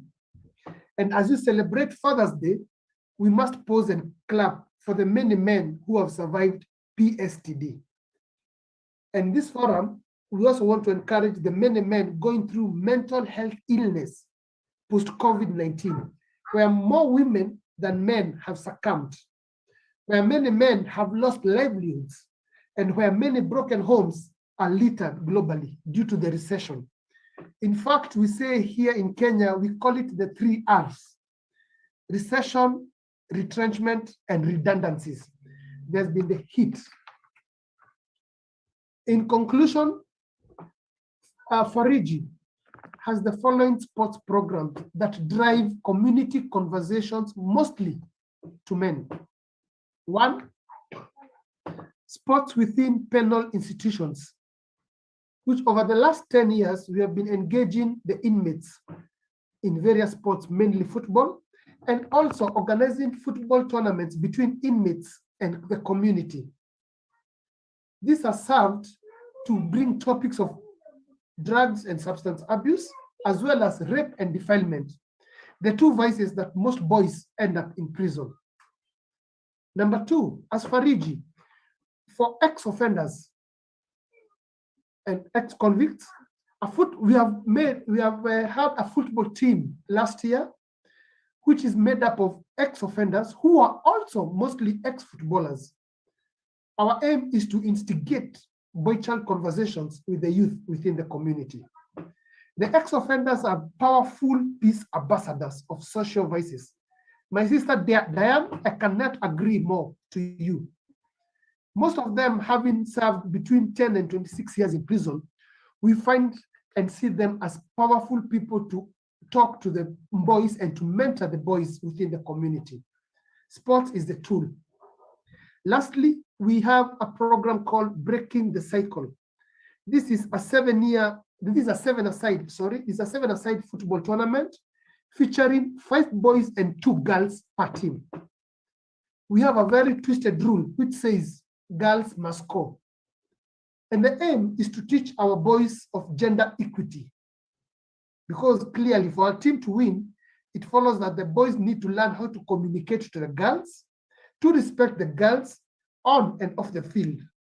And this way, we also saying, even as we use sports, we also bring out that element in a man to respect, to protect, and gender equity as a key factor. My 7 minutes, I believe they are about up. So I will kindly. They're actually 10. Oh, 2 more. Oh, thank you. No, so you are done. Your time is up. Thank you. Thank you. Thank you very much for giving me the opportunity. Our website, farijisolutions.com, our Facebook page, FARIJI Solutions, and I pass warm regards from my CEO. Her name is FARIJI, and she's my daughter. Thank you very much.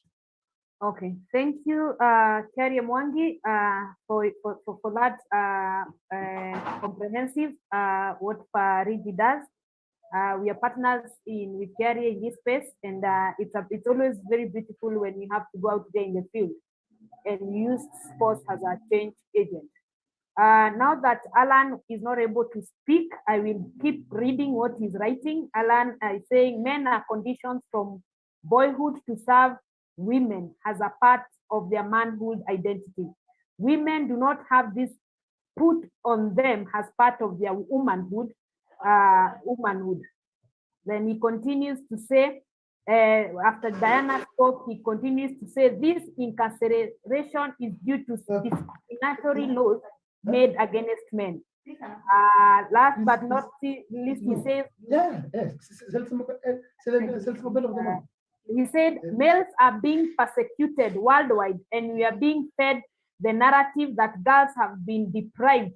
So males need to somehow be punished for it, which is hypocritical. He says this is not true, but in fact, more than opposite, since again, males have been groomed to serve women.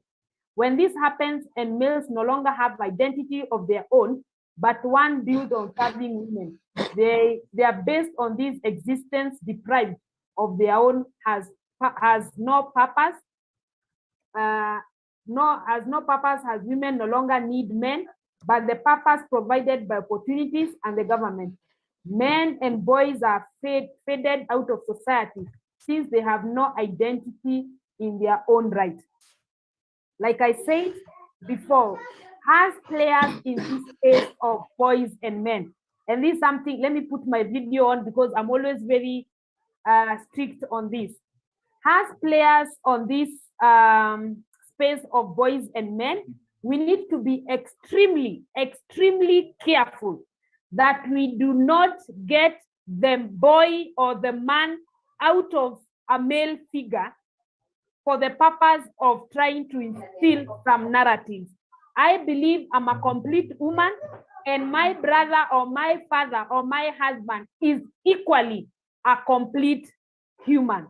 You should not look at boys or men in reference to women. Men are becoming weak every day. We demand protection, we demand provision, we demand a lot of things from men, but do we equally invest in them to be able to give us, to meet our expectation as society? What I say, and this is what I believe, that whatever the level, the percentage you invest in men should be equal percentage that you expect from them. You do not deposit anything in them, expect the least or nothing. And the society should not be surprised when men do not provide, when men do not protect, because you have given them nothing to use to protect or to provide. That's what I stand for. So I needed to kind of put that across because I don't want to see my son in reference to my daughter. I want to see my son as my son. I want to see my daughter as my daughter, period. Nobody should live his or her life to protect, to provide, and you don't even protect and provide for your own self. So that is important that we keep that in mind. So we have few speakers left. We have Paul Robson. I'm going to call you again. Paul Robson from Denmark. This is the time. Paul Robson, are you there? If you're not there, I will call Ruslan from Ukraine. Ruslan from Ukraine. Ruslan from Ukraine, are you there? Okay. Rosemary, Ruslan has sent a video. We have to download that and we have to. Okay. Ruslan had doing sent a video, and I understand the host team or Bengal Men's Forum is trying to download it, we play it. So once that's done, kindly let me know. Let me see if I can play the video. Okay. We still have, kindly give us more time. It is 5:42 p.m. here. I would appreciate by the time it's 6, in 20 minutes, we are done with speakers and we can have Q&A.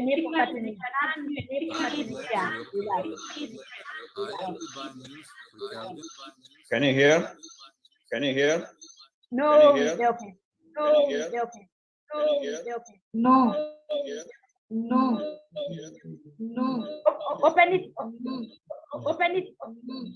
Open it. Open it. Open it. Okay, actually, you know what?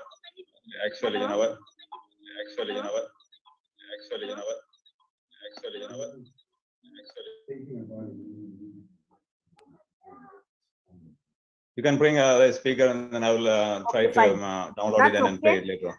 That's okay, Sivam, and I appreciate that. So the next speaker is Scott. Is Scott from Australia with us? Scott from Australia? Is Scott from Australia with us? Okay. So what we'll do, Sivam, as our last speaker, or you're going to try Ruslan video once more. If it's not through yet, you can finalize the speaker session so that we directly go to the Q&A, kindly, because we need to end in 30 minutes, please.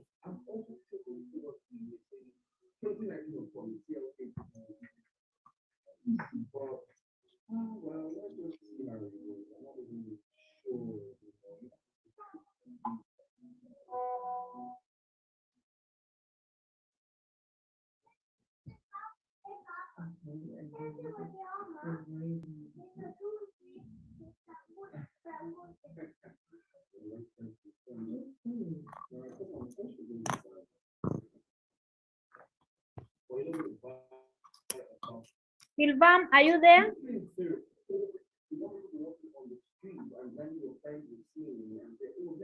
Just give me 1 second. I'm trying to play the video. Our lights have just gone off, so I am hoping and trusting my laptop can sustain for the next 30 minutes. For the next 30 minutes. For the next 30 minutes. For the next I am glad to welcome everyone. I am glad to welcome everyone. I am Can you hear? recording because I do Can not you have hear? the technique. Shivam, Can you it's hear? really, Shivam, low. It's coming from quite a far. Low, it's coming from quite a far. Low, it's coming from quite a far. Low, it's coming from quite a far. So the sound is not enough to play though. That's right.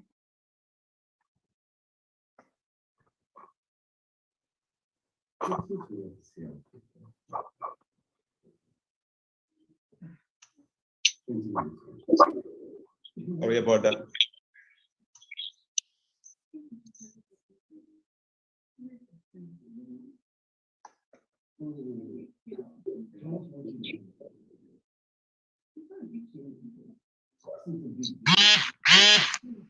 Hello, So Rosemary, you can move to the next speaker. Okay, fine. I'm calling on you to come and I think you'll be the last speaker because we have three that are not, we're not able to bring them through. So Sylvain from Canada, Director, President, Voice of Men 360 Canada, he'll be talking to us about let's celebrate them while still alive. He'll share his learning and experience. Sylvain, thank you and thank you for the support you've given us so far. We appreciate it. Thank you, everyone. Sorry, I cannot, my camera is not working. Can you hear me? Yes, we can. Yes, we can. All right. So the live is going on, so I cannot, my camera won't work. Let me start with my own story. My father passed away when I was 1.5 years old. Before starting anything to share, I just want to thank every one of you guys, especially all Bengal Men's Forum, Nandini and Rosemary and the entire team for putting together this amazing summit. This is very important. It's echoing my voice, so I had to just pause and say it. So thank you all. Thank you for the opportunity and so many speakers sharing so many things. But going back to my own story, my father passed away when I was 1.5 years old. So I didn't have the father figure or fatherhood, in other words, but my uncle, they actually replaced or they came into the This into my meeting world. is being recorded. So that's how I can go back and then I can relate. But my topic is let's celebrate while they are alive, because tomorrow is the Father's Day. Of course, in many countries, today is the Father's Day too. But is it only one day celebration? And why we are not celebrating or appreciating their contributions, their whatever they are doing, taking the initiative or taking the leadership in terms of it can be from family or community or anything. We always talk about after people passed away or they are no longer here. So it is really unfortunate, but at the same time, how many of us are celebrating or open to discuss about their problems? We can actually know or understand what is it celebrate? It's not really having a party or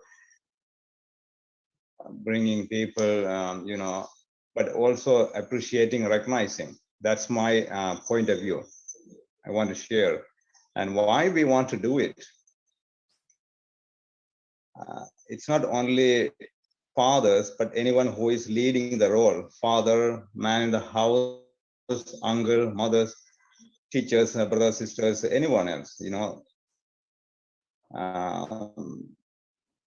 That's the point I want to make here, and also the tears, controlled tears. Behind the controlled tears, there are many pain stories or challenges, struggles over these years. Have we thought about it?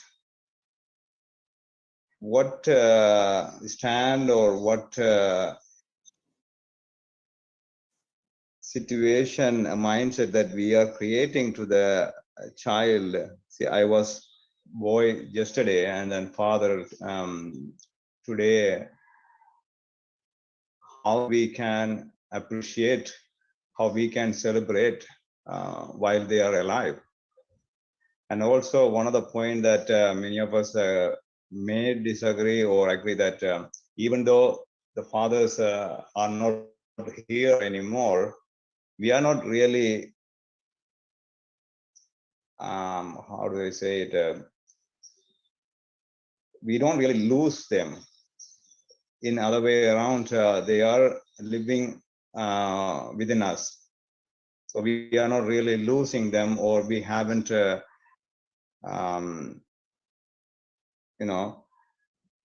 even if they are not visibly here, but they are living in our gene, in our day-to-day lives. So there's no separation between the father figure or fathers or the child. This is very important. Some people say, okay, you know what, they are not here, they are not alive anymore, so how we can celebrate? Of course, we can celebrate, we can do something about it. Okay, you know what, my father taught me this, or they wanted to leave the legacy. So how we can help in terms of achieving their legacy or the vision. And that's the way I see it. And this is one of the simple and very important way the summit we showing, we talk about it. Not only having a event or taking to the restaurant and having a dinner, no. At least having appreciation, recognizing them, their works, contributions, maybe probably through family get together, even just a simple post or phone call. These are the ways, but how many of us are doing this? Why we cannot do it, or why we are not doing this? That's my biggest question. When we look at the roots of the trees, roots are not visible, but without roots, we cannot have there won't be any trees. So father figure or father's leadership or the works, their contributions, it's a kind of like a roots. That's the way I see it. It's supposed to be understood or have an open mind. Okay, you know what, there are so many single father out there. They are going through so many challenges, so many struggles.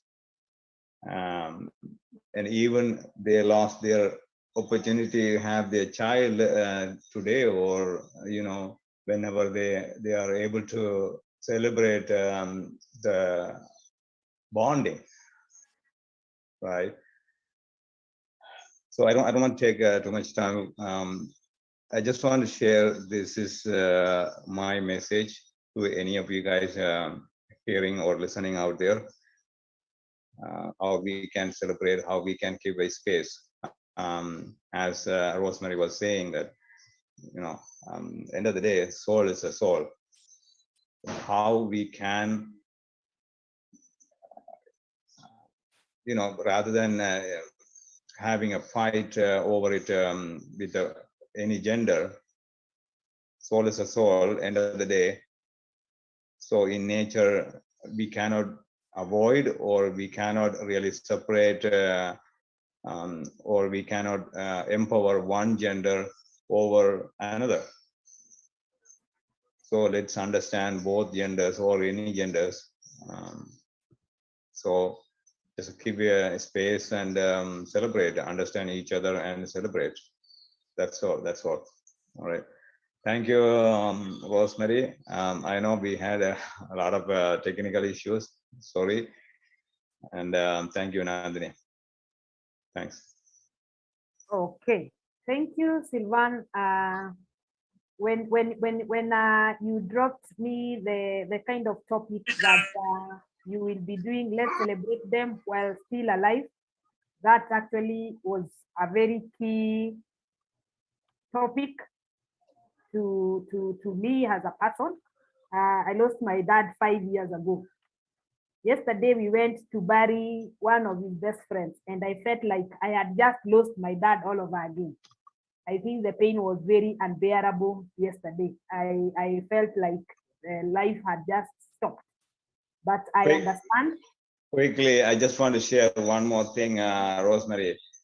This is the time to honor all the fathers who lost their lives during COVID, and pray and blessing for those families who lost their fathers, man in the house. That's what I want to send out message all around the world. Thank you. Okay, thank you. And it's also, I think, when the president for All Bengal Men's Forum was talking, she was not very clear, but I'm hoping that she was able to send her condolences. I think one of our staff lost her mom this morning. So I'm trying to get his name. Condolences, and may she rest in peace. Pole sana, I think it's Priyanko. It's Priyanko. Priyanko, yes. Pole sana, and sincere condolences from us. We pray for you that you may have strength. And I know losing a parent is a big blow. And we pray that all will be well, and that you'll have peace in your heart. Okay. I think Rosemary Anirban wants to play a video. You told her that father and child video. He wants to play. There is a video, I think. Okay. I don't know whether Anirban is ready or not. You are still not very clear, Madam President. I am not sure why. Rosemary, ma'am, you had asked us to play some video in between the session that we have related to father. We have some video, however, there is some technical glitch that is not allowing the video to be played.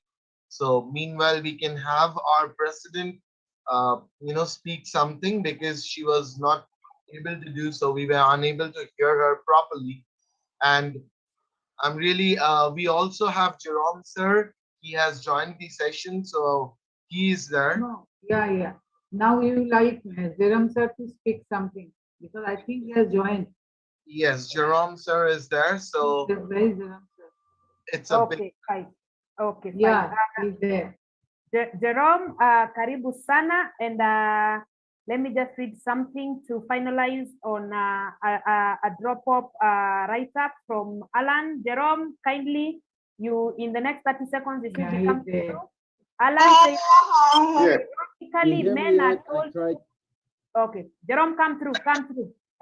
Yeah. I think I'll read that one later. Hi, Rosemary, and good evening, good morning to everyone across the world. I want to commend the All Bengal Men's Forum for hosting this second Global Fatherhood Summit. I am so glad to see speakers from the developed world and the developing countries. I'm glad to see that we have some familiar faces like my friend Ola and Rosemary from Africa, but we also have some new faces like Bishnu right? So we have Alan, who is a familiar face and well known, so I'm glad that he is here. I just want to say that for Father's Day, we need to remember many of our fathers who are on the frontline workers, many fathers who died during this recent pandemic. And I also want us to remember those fathers who are incarcerated, who are jailed, unable to spend time with their children. We have to remember fathers who are also, sometimes when we speak of fathers, we speak of them in a broad sense, but there are many fathers who also suffer from mental and emotional problems. We have fathers who are autistic, with Down syndrome. All these fathers, we tend to forget. Sometimes we generalize fathers, and we tend to remember fathers who, who are normal, and we have all these fathers with these problems. So I think this Fatherhood Summit, comes at a very good time amidst this pandemic. Many fathers lost children within the last year, and many fathers lost their wives, so we are in some tough times. Again, I want to congratulate you. I want to commend all of you, and I wish the rest of the summit all the best. Thank you. Thank you, Jerome. I always find Jerome a very humble person. And at times I find it very hard to communicate because the humility in him is very intimidating.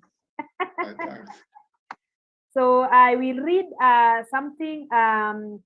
The last write-up Milan Alan has written. I hope I'm just thinking. I don't know whether. Okay, I'm not sure whether. I don't know where it has gone, but it was there. But I don't know where it has disappeared. I don't know whether should we ask for Paul and Scott. Okay, anybody else, any other speaker who was there and have not called on him, kindly. Is there, Scott? You can't hear me now, can you? They're not there. Okay, so I will give this opportunity to the president of Albe Girls. Kindly, I hope and pray that this time around we are able to see you and you're able to hear you clearly. Because Jerome has talked, you can say something. Time is running out. I don't know whether we do. Okay, good. You have few minutes to say something, then we'll do Q&A. Whoever has a question, I've seen some few hands up, and then we can conclude. Yeah. Today we are very, very grateful to all of you because this is a new kind of a thing for, I think, for this men's rights movement or this boy child movement, because today we all are here from each part of the world, and today we are talking in this platform, and we are interchanging our ideas and our concepts. I don't think this was, at least in India, this is the first time we are doing all these things. And today is a great day for us, at least, because we are listening to you and we are interchanging our ideas. And just like that, today I saw that the PowerPoint of Bishnu, and I'm very, very impressed because we never know that Nepal is doing such a great job. And that earlier we know that in boy child trafficking, Nepal is very high percentage of boy child trafficking. But today I was very surprised with this PPT because it was very, very excellent. And I never know that they are doing so excellent job in Nepal. So I think if we do this type of seminars or this type of summits, not in every month, at least quarterly, so we can get different type of ideas, different type of statistics, and what actually going in the global scenario for men's movement or the boys' movement. I think it's very necessary for us because today it's a global village and it's a very great movement. So we need at least a quarter summit like this. I don't know what you all will tell, but I think this is very necessary for us. I don't know what you all will tell. And today, at least I am very deserted because I can't hear Alan sir. I'm very deserted. I don't know what happened to his mic. Very sorry for interrupting, Nandini, but it's really frustrating because I can see Alan sir, the frustration that he has on his face because he is unable to speak, and that's really frustrating. That's really frustrating, and I do apologize, sir, on behalf of All Bengal Men's Forum for the inconvenience caused. However, we expect that the next time that a summit or a conference that we do like this would be absolutely clean and perfect, and we would do a rundown before we get on to Yeah, definitely. the match day exactly. So And at least in every month we can meet. In every month we can do not a summit. At least we can do a meeting kind of a thing, like a global meet or something every month. We can do that. Absolutely, Nandini, because attending, you have been speaking with these people, but for us to know these people like Alan sir, Jerome sir, Rosemary ma'am, Ola Akinwe, Diana Sears, Deep, everyone, all the people that we have, Kairie, Mwangi, everyone that we have, it's a great pleasure for us. And if we have such sessions, we can on a monthly basis maybe, so it would help us to bring about a big difference, maybe not a much, but definitely some point of difference to the entire movement that we all have in our respective circle and countries. So I think that's a very good idea, and I leave it to all the seniors here who decide, and let us know that if we can have such sessions, because it would help us, because we are very young to you all. You all have been doing a lot of work, and for us, it's very new. We are learning, and to have people like you who show us the footsteps, we would follow your footsteps and do something better in the near future globally. So such sessions would be really admirable. Thank you. And thank you, everybody. Thank you very much. Okay, thank you. Yes. Just a minute. Can I share one thing? Yes, sure. Yeah, definitely. Yeah. Thank you, Nandini, and thank you all of you. One thing, I'm working as against the boy child violence and the trafficking, as well as I'm also study in the field of the trafficking in the university, in the Tribhuvan University, in the PhD, in the after trafficking after trafficking, some of them organizations are reintegrated in the society, reunification in the society, but not the situation in Nepal. Nandini know about the situation in Nepal. Nepal is the almost all rural area is very poverty place, because of they are re-victimized. How became a give the resilience? My research consciousness is how to make the resilience for them and to provide the psychological psychosocial well-being and the resilience for the non-formal education, like a non-formal education like a vocational training and like a skillful like that. Some of them are to over age and like that they cannot join the school and a college. Because of that's why I'm seeing like that. And I also share with you. I have a 4-5 article in the published in the field of child trafficking. You can search the Google, the www Bishnu Sapkota / trafficking. These are the things. Thank you for the providing the good opportunity. And I am also wanted to work with the Nandini. We are the neighborhood. We are the neighbor, like Nepal and India, like the same, like a culture and system, caste, and so many things like that. That's why I'm ready to work with you. Thank you. Thank you. Thank you.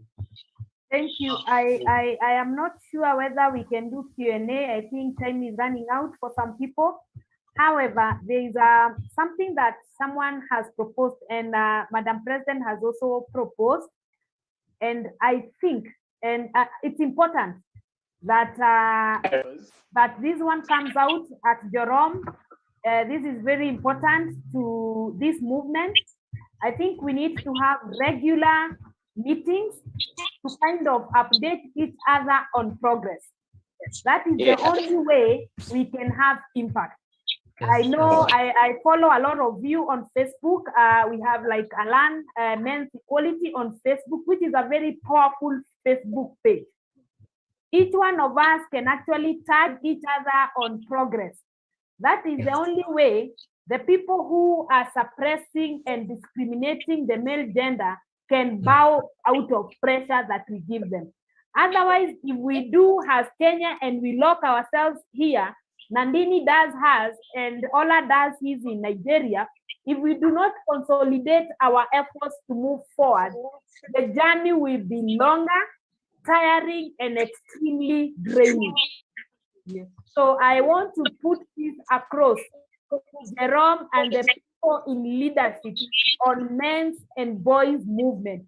Bring us together, let us consolidate, let us give progress, even if it's once every 30 days or once every 60 days. We need to know when to strike. We need to rally our efforts and get United Nations to recognize the importance of boys and men in this world. So for me, that is what I will go away with. We are powerful people, we have content, we have data. It's only a matter of coming together. Let us not pull individually because this work is draining, seriously draining and tiring, especially when you have to do this work with absolutely no funding, with absolutely no finances. It is very draining. So I put it across to people who matter in this panel. Jerome, I know Alan is big. I know Ola is big. I mean, we are so many of us that are big in our own ways. Kindly consolidate us together and let us move forward as a single entity on boys and men movement globally. That's the only way we are going to be happy of our progress and our small wins. That's how I feel. Absolutely. Asanteni sana, unless someone has something to add, in the next 10 minutes, we wind up. And I had a lot of questions, but because of time, I will go slow on it because the issue of protection, I still go back to it. Protection, provide, and preside, or something like that. Kenya, boys and men opportunities are being taken away from them. I cannot provide, I cannot protect, I cannot preside if you take away the tools that I will use to provide and to protect. So we need to agree that. Let me address that in 1 second, Rosemary. Let me address this. 100%. Let me address this area you are touching in 1 second, Rosemary. I can see I'm sitting you down. Let me do a 1 minute conclusion addressing what you're talking about. Look, in my own definition of a father, which I drew from my experience with my dad, I came to define a father as a responsible educator available daily. A responsible educator available daily. If you pick each letter of those words, you form the word read, R-E-A-D. A father is a responsible educator available daily. There is no how right to be taken away from you. You can divorce a woman, you don't have the right to divorce the children. They are your rights. There's nothing that can take that right away from you. You can divorce your husband, but you cannot divorce your children.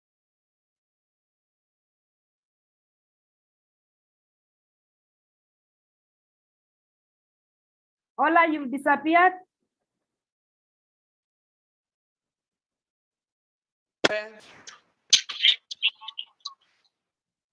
It's unnatural for just us to agree that rights are being taken away from us. We can find our boundary, our basic line of reconciliation where these particular children that we brought into the world, we should have an emotional attachment while they are growing up. So we can't say because you and I, as adults, had our own irreconcilable differences, and as a matter of that, that will deny me or you the right to provide, protect, and preside. See, The 4 things a father does is 1, to instruct the family. 2, to inspire the family. 3, to improve the family. And lastly, I think I have it in my note here. I think to inform the family. You are the chief information officer. You are to instruct your family member. You are to inspire the family. To inspire your family member is when life is going out from the family member, everything is touching down left and right. Once you step in, life should be back at home. Thank you. Thank you. I understand where you are coming from, and I'm hoping that. Thank you. Thank you, Rosemary. We meet again. We meet again in our next meeting, probably in 2 weeks' time. I've shared that with you. I've shared that with Nandini. This is going to be like a monthly event, like I promised you. And all of the things we talked about will be addressed in this platform. I've sent it to Jerome as well. Already we have the first edition is fully packed, and this is titled Boys Future, Boys Challenge. So we can have another version called Men's Future, Men's Challenge, and we look at this at Intapa. I am championing this with my organizations, and I believe working with all men network and every other organization here. Right. And Alan, sir, next time once we have this meeting, we'll make sure that you are the first person who speaks so that the entire frustration you had today can be taken care of in the next meeting. Thank you. Thank you. I've done it.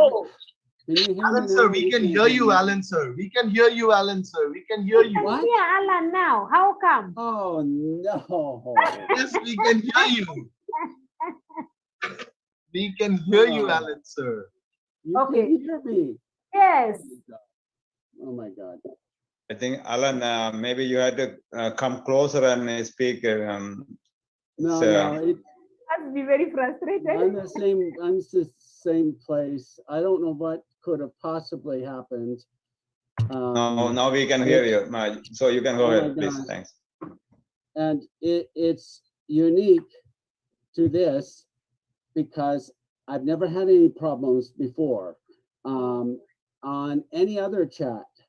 So I don't know what happened here, but it's just my luck. All of a sudden, when we're all done, it would come on. It's crazy. It's ridiculous. At least you know what I sound like. But I think we need to concentrate on understanding. And what really gets me a lot is the fact that the truth and how men are is being not suppressed. We don't understand men or boys, and so we easily can form a misunderstanding, but even a prejudice towards what we don't understand, which is common when we have bigotry. And of course, the feminist influence is a good example of that bigotry. And they're using this lack of understanding and a purpose identity that's applied to men and boys from when men are boys that makes men, quote unquote, obsolete, which you probably have heard through feminist rhetoric. Well, the only way men and boys can be considered obsolete is because their identity is determined by a servitude to others and to women. This is the problem. They need to have an existence defined in their own right. What is that drill noise anyway? Does anybody else hear that? Sounds like a power drill going. Maybe that's just from my end too. I don't know. But I know the meeting's over, but at least I got something in, and I really appreciate you reiterating and reading what I posted since I couldn't speak earlier. Thank you. Thank you, Alan. It is interesting where your microphone has just resurrected after towards the end. But we appreciate, for those who may not know Alan, kindly follow him on Facebook. He has a very powerful Facebook page called Men's Equality. Kindly follow his page. He's a kind of guy who calls it a spade. So it's important. It's important that we do not buy into feminist narratives. It is important. Otherwise, we are all going down. And when I say we, at times I consider myself as a man because I'm in this space. But I know there's a likelihood of that happening. As good people, as a man or a woman, we need to consider everyone and be good people in that consideration of men and women and children. And I'm not sure how many are familiar with my work, but I've been involved since the early 80s in the men's equality effort and produced many articles. And I've also published several books. My last is called A Flaw from Within, and it explains a lot of the concepts and the principles involved in our conversation today. Wonderful, wonderful. We do follow your work and page, sir, because Nandini ma'am has informed us, and we do follow your work. So we really get inspired with the kind of work that you do, and to Rosemary ma'am, to Jerome sir, and nevertheless, Voice of Men 360 Sivam, a special thanks to him because as you all know that we had a lot of technical issues. We had Priyanka's mother's sudden demise and all. So we were in a position where we thought that we wouldn't be able to handle this event altogether. However, it was Sivam who proactively came forward and said that he would go ahead and take the onus of being a co-host and taking care of all these things. And really, hats off to you all, sir. And we also have Rosemary ma'am, for your information. We have Mr. Amit Lakhani, sir. He is one of the renowned, MRAs, that's a male activist fighting in India. So Amit Lakhani, sir. Kairie Mwangi, we have your video on now. Now we can see you as well. So things are happening different. We could hear Alan, sir. We could see you now. So the session is becoming more interesting when the time is very less. So and we also have, we also have Mr. Amarta Talukdar. He's also a very we have and very old veteran. Yes, Rosemary, we have few people like Mr. Amit Lakhani, sir. He is a very renowned male activist working in India for the male rights. We also have Mr. Amarta Talukdar. He is one of the oldest male activists working in India. And we also had Barsat Rihan, ma'am. She is also working for the male rights in India. So we have many people who attended this session, and we get to know a lot of things from these people. And I believe this is a wonderful session, ma'am. If you could just go ahead and extend it, though we cannot, because things are changing now. We have the videos working, we have the audios working. So probably can we try the Rusian's video now? Just ma'am, that is not happening, Nandini D. However, what we would do is we would keep that video as of now. So the next time we have a session, we would make sure that we start the session with the video from Raslam. And even add that another video with that child and the father. Yes, ma'am. Those are not working because we need to change on the technical glitches. However, I cannot do it while we are on the session. So that has to be worked out. So we'll work on this for the next time so that once we have the session, we do a rundown between ourselves so that once we have the speakers and panelists in, we don't have these issues coming in again. So we would work on it and, we'll try and get a hold of these stuff and get it clear. Okay. So Are we, now they will done? We need, vote yes, of thanks or what? I don't Madam know. President.